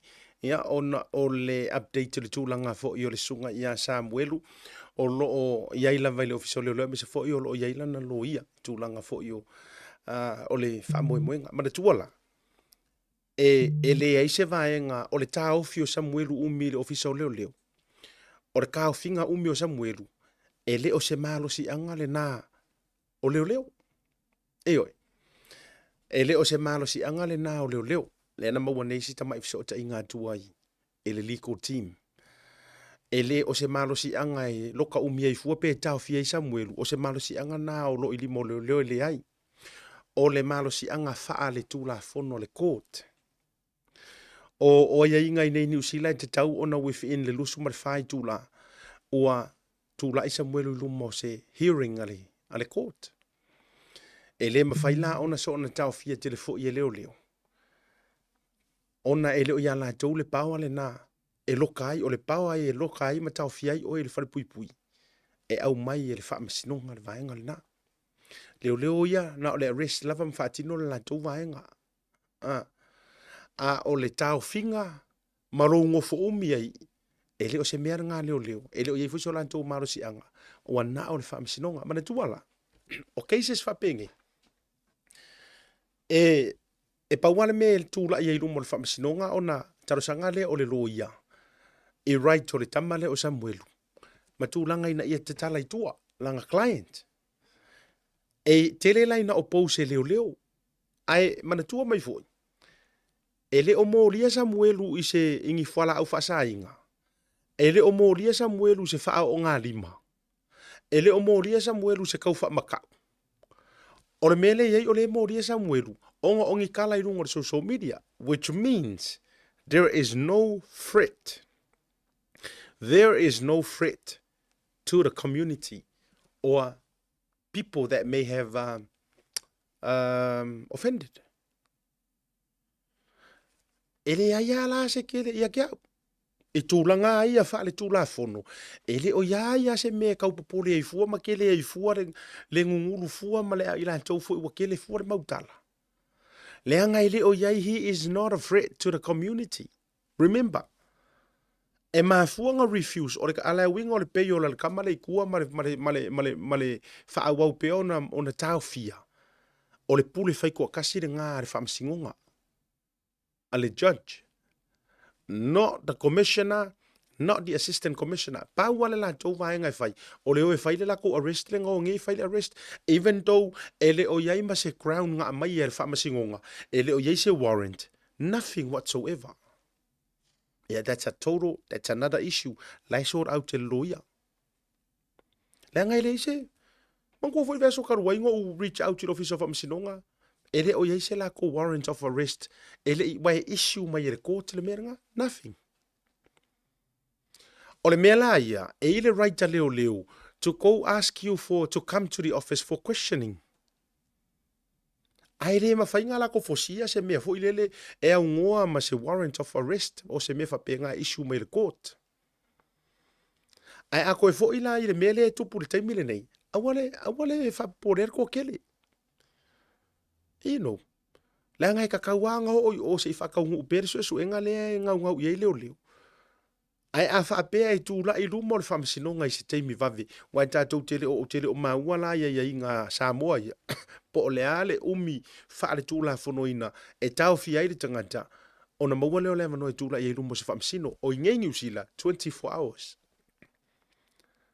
au tau te le mai loa ia Samoa ai si le fia sesi au se lo ia po se se song ko mai fa penga po se si fo ku la iso o fa msingo ngai Samoa ia ka ngole omi mai pole ale umi a le winga la utala e umalo e peo e finau matalo sanga le loia a mai kuara uia client e fa ka pengai me uma wala ngai le se me ala ka ka fi he's not threat to anyone ele o se kanga ka fo e threat se travel ele o se kanga ka ka fa fe sanga fa nga malanga pe travel nei ma se me fa penga ya travels kama ke ro ala sa va ai longa vo mo so le winga la fa matalanga se ivanga nga ko inga kanga ka fo ilele o lai mo lia ku o longi kanga aisa se ivanga nga o kanga mo lia ku ma fero lua i de make ki mal fanga vatu malela au maro si ka fa fe se ivanga nga o kanga kai mo lia ku o fasia va nga ko iki au nga fa u mangalanga lo to lua se ivanga nga o se kanga ka you know a threat o se kanga ka o lo ye se ka fa fe ar kanga ka le ele ai lava ma se nga vaenga so se vanga fo yala wo ka ko kilo fo ile yo fa ya fo ese la for kala a fonki sa manga pe are nga fai se vanga fo ila wo fa ese superman le ngi apa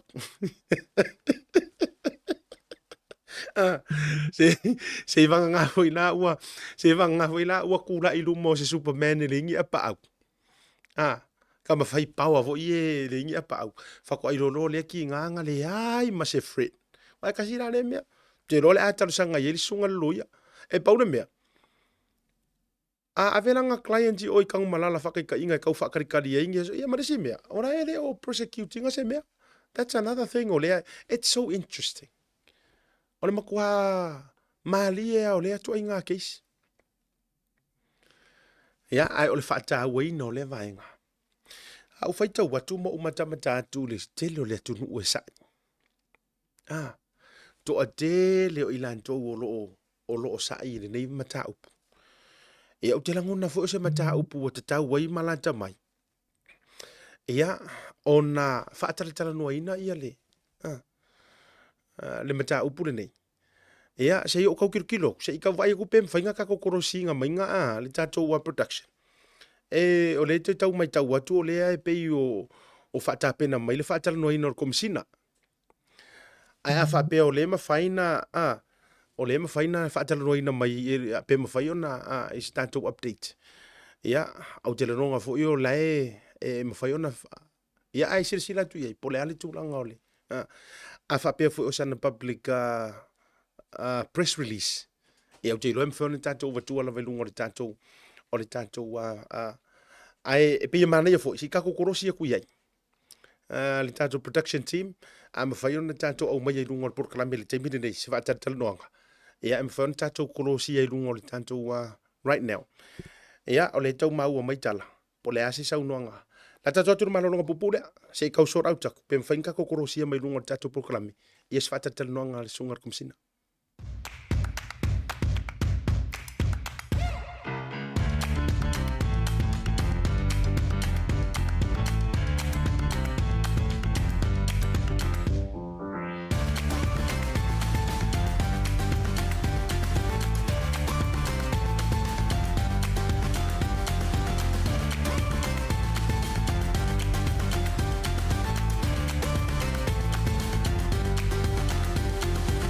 Tasi Market. With 3 locations around Auckland, you can get fresh produce from farm straight to your table. Grab a bite at Tasi Pacifica Cafe or get a new look at Tasi Barbers and Salon. Tasi Market, your affordable local.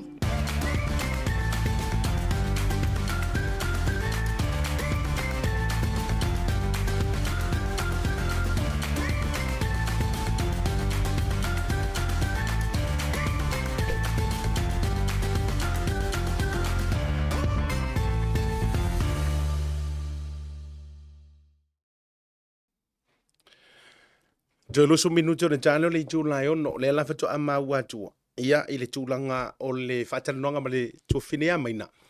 E antangia mai pea wa mai al whaataranoanga.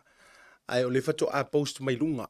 I lau tau vai atu au tau te atu matangi le se download ia ai pole a se tala mele fionga komisina ia o leo wa ufiu e kausu e kwai ai si ngale fia mo ma sina na fa matalanga se tau fa atu tau team e download ia fa tala nonga le ngai le o live pe ia live to post muli mai lunga ia I le taimi le nei mo sila fa fonga le tau buturo ia ai pe no fa atu la wi tala tu langa fo io le porkalame me se fo ele se fa ina te le tu langa io tatou te mana malama uma yala o le tula fono ma tulanga fa pena ai me se fo le fa ta pena no case ma tulanga ya sam ele se me la le fuanga fe ai na I fu le to te lo tatou ele vo se to afo ile tai ma ilan to lo fie fo e nau lava ile nei mata up ia fa maru lu fo ile ma kanga ngo lo e me se fo ile afia matangi ele afia fo matangi io ele to tele fo yo malo le malo o lo la to tonu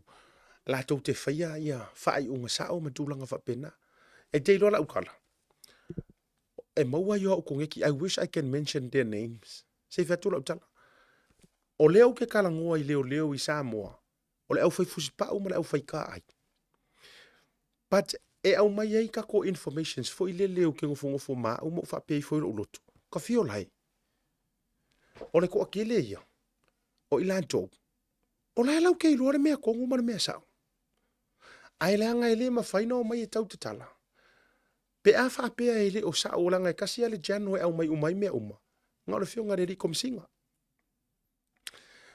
once we're ready let us know Ryan okay la ka kokolosi ya kulfa tantal nonga lea ya le na fa ele sunga ya maina so your radio Samoa mai Samoa ya credits for ya ila job mala unanga radio Samoa ai se tatu fa aluina I lungo le proclame le tautai ai po le ase sa unga le fionga komsina ne vanga le fiafi o fionga o le wa maua tala wa sala lau solo fa mai wa maua sa ya elo ye se fa mauninga mai le fa to amo me lo fionga langa le fa sa to ngi ni so fa la bla tan tangal binga la se sa unga la fionga tulanga le Ja, faftai mo le fafsi fa ma mi at o le o mo ia so me ya san ia man tama ta istolu ele o mo la ia tama ta ia mari na o le faltu o se na o mo ia malesi la tama ta isa mo to o termina na po ina me le o ma rest ma le office am le la ta na sa longuina to o lo te so va I fa mo le o le mo le su me ya san ma tama ta ia to ma la fa so ro to ia ia tu langa I tu la fono ma na un tu la fono te un fatin so you say warrant of arrest mo sa ma lo come mo si le fie le se warrant of arrest pa le mal si ang o le la lo tu la fono en fa na la to sai ang fa tu la fono sa o mo si le fia le malo le tu o le vanta pena ia mo li ang tanga na mo li ai se amo ona ia ni si fo le malo le tu sa fa se amo il tu langa le interview le sa fa tino suma ya sa mi lungo o le suti o mo so ni e la ni se le tu una ta u ai o la to su fa suma ya sa le fa u du me la to tam Yo la na fai lo su en tanga luna y en fanga y le la wo mo mai se mi le so yo ma tu la na le la nga ye o fatino lo o mo li anga su mai se mi tu na tu lu mo le function to in o mai passe ai all related to the hit and run le yes tam tikina malu tu ye no to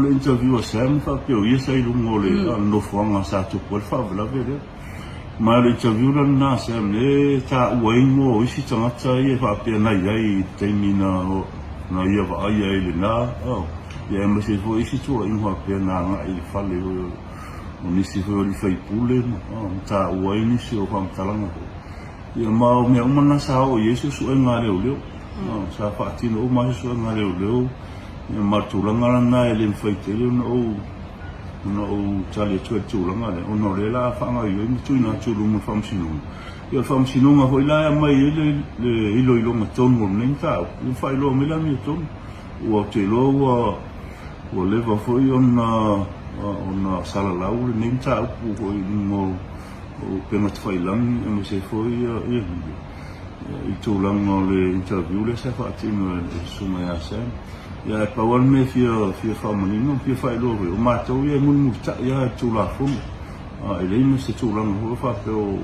o mātou se ta ia lam fin whaawai o tūlafunga le mute mun muta ia o le tūlanga hona le ua mau o mai sunga ia sa ia ma tamaita ia le aso ma whao mawhawhuna sa avi leo le so a wane ise me tūlai me a sa ise me e ono Pape whaatino e nisi whao ngā lima po nisi tūlang hape nā ia seama na te mai tai o mau mai ai whaatino pia ia tūlang o le auraka tūlafono ia na tūna tūlungu whamsino. Ola ana le morianga le ono moria, is it defamation ba is it morianga e se mai? Ia morianga o defamation le tūlanga o defamation le moria ise ma e ho isi morianga o le amai e whamtaranga se ele mtanga wanda me mana lai lo ilo teni nei e patinongo hisunga ia ma le whainga murianga leo e mori ele sunga ia sentu na tiru mkamsini lau whionga au pa o le tūlanga whaile le eanga tūnua manu alfisiri wa le lawa ta ua le defamation o lo alanga mai whaile atenu o iniso whasalaunga na whaia ele taitai o le tuangai ia man whailau tusi e whaapea o lo ta ua mtanga lengo leo na abatu la o fiunga sa mtananga o mai le fali tua o vaili fa pe mai o vaile na mali waia tu o na lawa le mafaiona no fono fol fali tua o ma ile fa na la sa sa no nga la o fiunga o se te leo se fa le anga le swa fal mtanga lengo la o fiunga tu langa le ia o le tulanga na te lo mai a no ta le tu e fa tanonga mo sa ma fa tanonga sunga ya ia ona ele yo mai nisi fa o mase fa se ha pe na ile tanga lun o te loa o le sa no hol fal tu ia vai le tulanga na e ma tulanga hol na sa fa ilo ele mo fa o tali tu ia tulanga na ona ele yo o mai fal tu ma tana no na tulanga mai o te lo fake page si ele fa nga mi tanga tani e fu le fa ilo mai tulanga ia le fa mauni mai fenta ho lan ma to tali tulanga na ka pe oni fake pictures e fa nga mai ila tumi e o so fa ia fa tu ho ia vele ia mala ho itu ale tu langa male ale na ole tu langa nei in ta upu nei ai ile mato wa ia ngabe mato ia lai mul ta ia tu la fon me ho na mato tele I fa pe mato so na e sa fa tino mato ngalu ia ma fasala la wat foi tua ile mai so soani malula tin e ma to tele o ngau ya e u lava ina o tele ho tala o fasea man tanga wenga ma la lau mai foi ono o nisio fam talanga no fa tingo suma ya sa mi mole ole social media e tua ia tanga ma to tele una tula pa me ma tu ia fa tino na luenga ma tula fu ia usta ia tula fu no limita ina ia ma tu na luenga fa mo le mala le tulu o tulanga na mawaisa nga lewa we foi nisio fa salonga fa pena sa val mai ya sa mi il to mtanga luenga la sa ol tulanga le ile so fa mo le au pa ia ole suma sa no lo mai na lo mo to le pena ko mai il fu na I funga te o motinola I po la tulanga na I funga ia sa ia mai la ua no te mai tai to o dana le term fa nga wa le I se dana le term fa nga le ko nga po mai se ole ole so se na luenga tanga bin e fai ia so nga ia lava mo a lava lo mo e le tau apala ia la se warrant of arrest mai lu mo le e mai functional. Or we can still use the word arrest in Yeah, you can still use the word arrest ko lo detain mai ko langa le wa ye tangi wa tati langa lo ye tangi wa tati le langa fai ke su nga le na la vai ma wo le fai no mo li su mai asa e pelo tu langa te formation ai mo si la fio la lo ye tu la fun e ol mal si amo le fai no la tu sai ya mai na te solia se soli tula fono o lona whasalanga tolu masina malunga atu ele mfaila ona saisai mea leo se tangata na te solia se soli ngā tula fono I lalo mai o tolu masina so tulanga lana awapela se tulanga pena I lalo tula fono soli ese no e fa sa mani lan fono o molian ai o le malsi anga le o le malsi anga na lalo le Criminal Procedure Act lo afsu le malsi anga na vai anga lo su I vanai in malsi anga na o le fai on sai o misi e na te solia te soli nga tula fono tolu masina ngai lunga fasala Just like simple more defamation on what my name Sam Stone last update ile tusi complain for the two of ele wale no o mai na tusi pasanga I o le la wolo kamai ya Sam lungo defamation for defamatory information last update na wa ya le so ngai pasanga wale o facial for the two of ele pasanga ya tula epama malala sei mo las tu na fena mas update ole tu na de kamu ne va fai Paulo ben longen mai o la su ba so o pictures na refer mai le facial for tu no be fake pictures uma ele mas page fa ma o le la me sta ta sa o le o ma ia page mai fem ta ho lan ta no sai video ai pe o tu ranga le ia si toinga te formation ia o mo ia no o mo fo mo ku sa o ma ia o fo rin watu le malole ku sa ma o fo rin no fai mai o kam talanga I lunga la I lunga o fia ko e o no le tulanga vo le issue ai lunga fa no le identification o ka ka ia ku o fake pictures we have to prove e ka una prove le o ka komule o ngar page le a finka nga ngā ta lunga le temile e kulanga e fake pictures e fa ma ni lunga social media mata video nga mai faltu le ole na mai o lo que foi la lo ba so o lo nga o tero lo la pol meu o ole o ma to o process ava pe fai so nga le le la van ma informe le complaint sai da mai to un fatano e pe a ko ise tu si informe le sa tangi e tu sai no se ta ku ko fa un san tangi ta la custody ia sama mai ka I ko te ni le fa wa le fa tano nga re o ia no custody ma e ono e tu lang fa pena pa te le I to e mo me se update foi la au su tai lo fio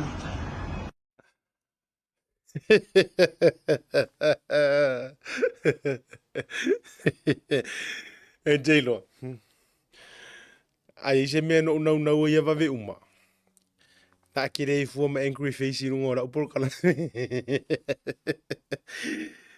oh my good boy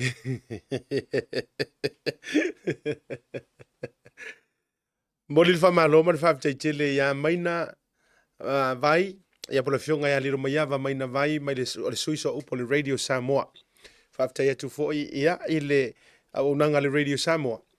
Ia ua mawele tātou o tonga. We have to go somewhere somehow. Sei kau mō mai singa finga ngana o le komisinga. Ua mantua le mwhainga maua I runga o pokana. Ia. Ia. Whamasingo mai ia o e Samoa. Masingo mai o e Samoa le whaatara noanga, whaaftai tele ai fesili. O lea whako a kau maua ngi fesili a ngoa. Whato a tau maua leo ni fesili a noa whaaftai tolo pulou le fionga e liro mai ava maina. Ia, marisi foi. Kere ropo o po aisi ana e uia inga le mangingor karingor fesili lea. I like this question. Ma nai a tele le fesili lea. Leanga ai eise se piko silinga makua mala malama I le keisi lea I le alunga o le fionga ya kupola. O kero le mai mo me le fionga I fatua ya tupola. O te langona le temi nei matua au ufa penge I le fufonga o le fionga ya kupola. Sa o ile E sa o le posa ko finga vo le pule a ia nga laughing Samoan vo i.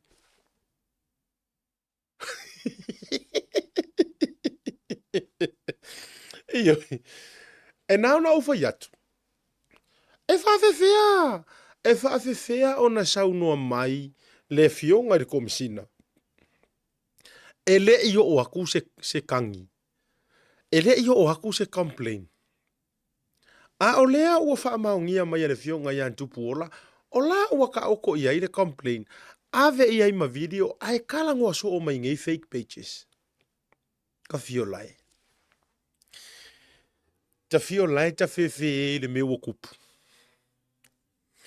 Ea ua tau loa lama tau whaafonga Samoa. E le se la la upisa pisa le ngo pisa kua ianga ngei. Mai le itu lama le afa atoa le tato por kalame watua na iatu. E le i se whaakasi le mele ngo pisa kua ianga ngei. E sa ala ukala. E sa ala ukala. First and foremost, e le o avea Sam. Ave vai le sa oa le ngo whaya kuala kakala. O le mana ia i o le me au mai e le me o le musumunga le anganga. E ngā ngo whaya ku. Ale ua mangingo mai ele o avea Sam. Ele o avea Sam. Ele o rokanga Sam i se hit and... E onga olanga mori mau le hit and run. O lea ua ave Sam. Onga ua mentioning ngoa o kangaka ia. Ua ave Sam. Onga ua mention i ngoa o kangaka ia. O le fesiri. E su e whakaka aisesi. E su e whakaka aisesi. E vai News Observer. The most wanted man. Kei rola ukala. I will be so ashamed and embarrassed of myself. O ke kusia se article whapea. And yet o lele uka umai e komisinga o leo. O le mea lea. O le whaasea, le sika ngaka langa ka umailonga ingoa i runga le whaakarangoa ngā Sam. Ai saure kua i ngā breaking news ma le article. The most wanted man. Oh, ka o kai.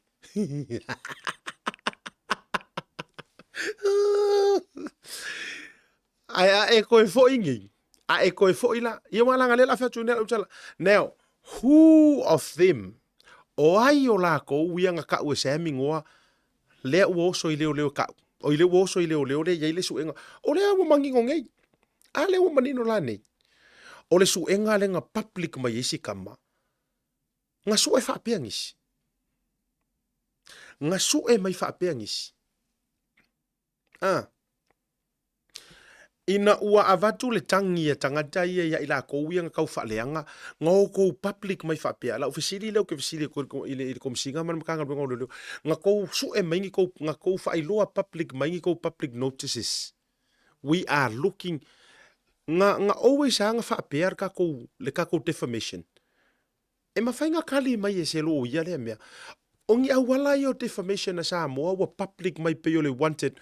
Peo le suenga o kangaka fu ilele the most notorious criminal. Soli. E kau le add up ngai a kako mea.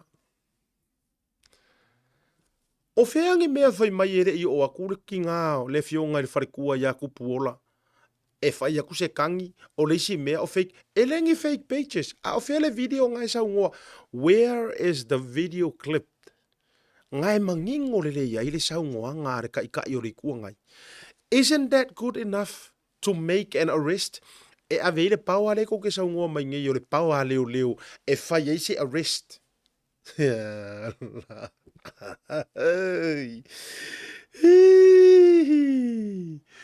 Ai sa unga ele ai se warrant.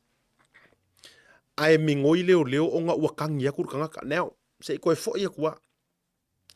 O ingoa ia lenga ka we se mirunga por kalamere la whakarangoanga. O ingoa ia. O leala. O re kama mare keinge fo mai. Ia. O re kama mare keinge fo mai.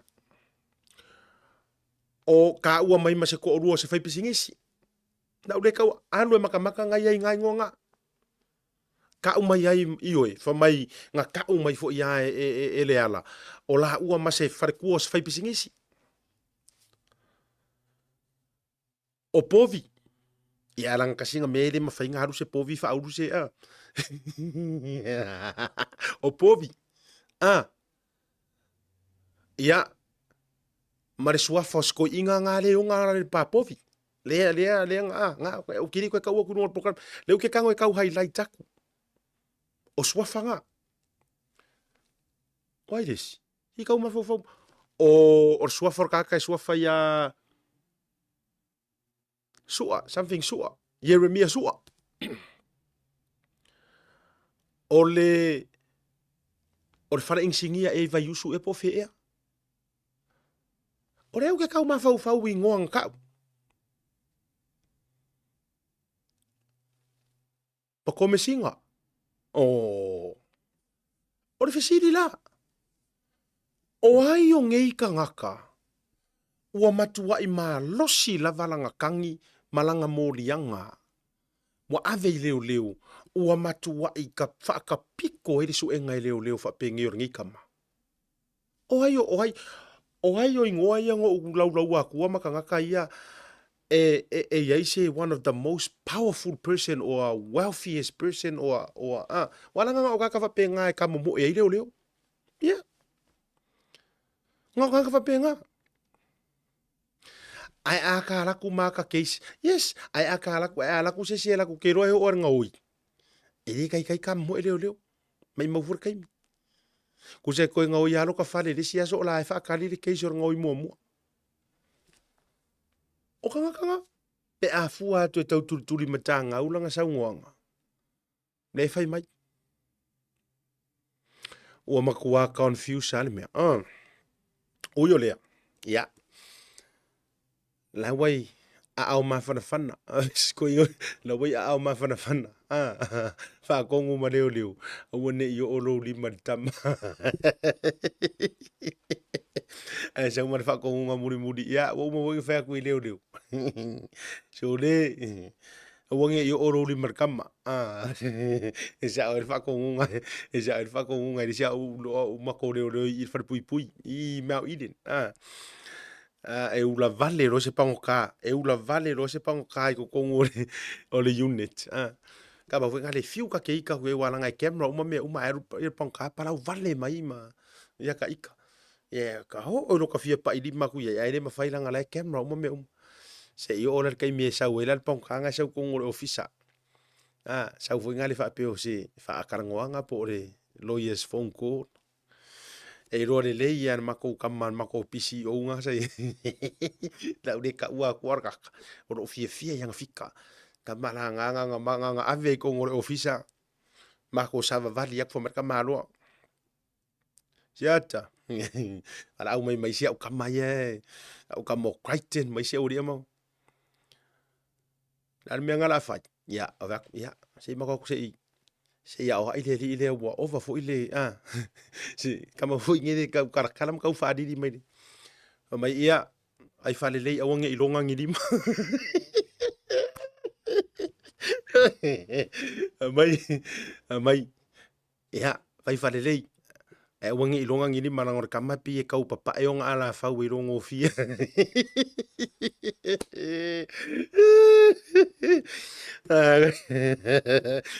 ngai ore fa kuanga le yonga komisinga nga fai leo toli awange yo se di mo se sir kamanga ya o Tagaloa ole nala o tau lunga tu update mer komisina leo mo se fa poponga ma se update ai sina tanto latest update ole a longo pu yali e tu la velungo le page le tato Tautai A'E Pro TV a o fa nga solo ai mo me foi se leide so la se tu langa yai ya ai tato tau fai tatalo fa tasi o la uka kalu ia kaukala se mile ami okong ora unga ole ala vale ami okong kaukala ai mafa awa wai ora unga kalu iwe ore saunga le mu mai si me umalafa wai a au le ari ia a ore tato tatalo fai fa tasi ia ku mau o ngā kaukala kamalea, e le whaamaoni e le atua. Ora ngā, kau ke le whai aku e suiranga kari, kau ke le whai aku e ma le ai. A whai e maua fo i Sam, se kaimi le live ma mea umangei ma le whaanga solonga o le case. Ia e ku mau i le whaamaoni.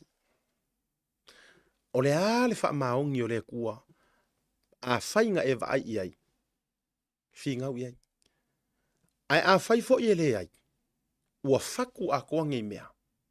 Whaamo lalo i rumo le kua. Ia. Ai ngā o oea ma le kua. E si la fia le mea mongi. Kaukala lai le mea mongi. Ma e ku mau le mea mongi. Auangi i whakauinga oe. Or ku alalo nga. Or ku alalo nga. Aua nge i whakauinga halau mori mau. Aua nge i kokongia ingi kupe awalama. O kupe e o mai mao ma koe foi. Ioi. E o mai e come and go. Ioi. Po le a le fia se furu afe, fia se lau afe. Nga o se foi e whae e le kau. Mai mauai ainga. Lau koe wha mangaku ia o ele mea ngau o iskama sianga kupu aile. Whaalawe lawe ia luanga lau tu loua le uso ia tise. E roe mana malama le ki se pea kongo o lu te whao ngainga mai lea o onga le melea. Mai mauai le ainga. Mai mauai le unga li. Mai mau mafukanga marwhangau. Mai mau mea uma. Mai mau. Ngao mea mai mau wa.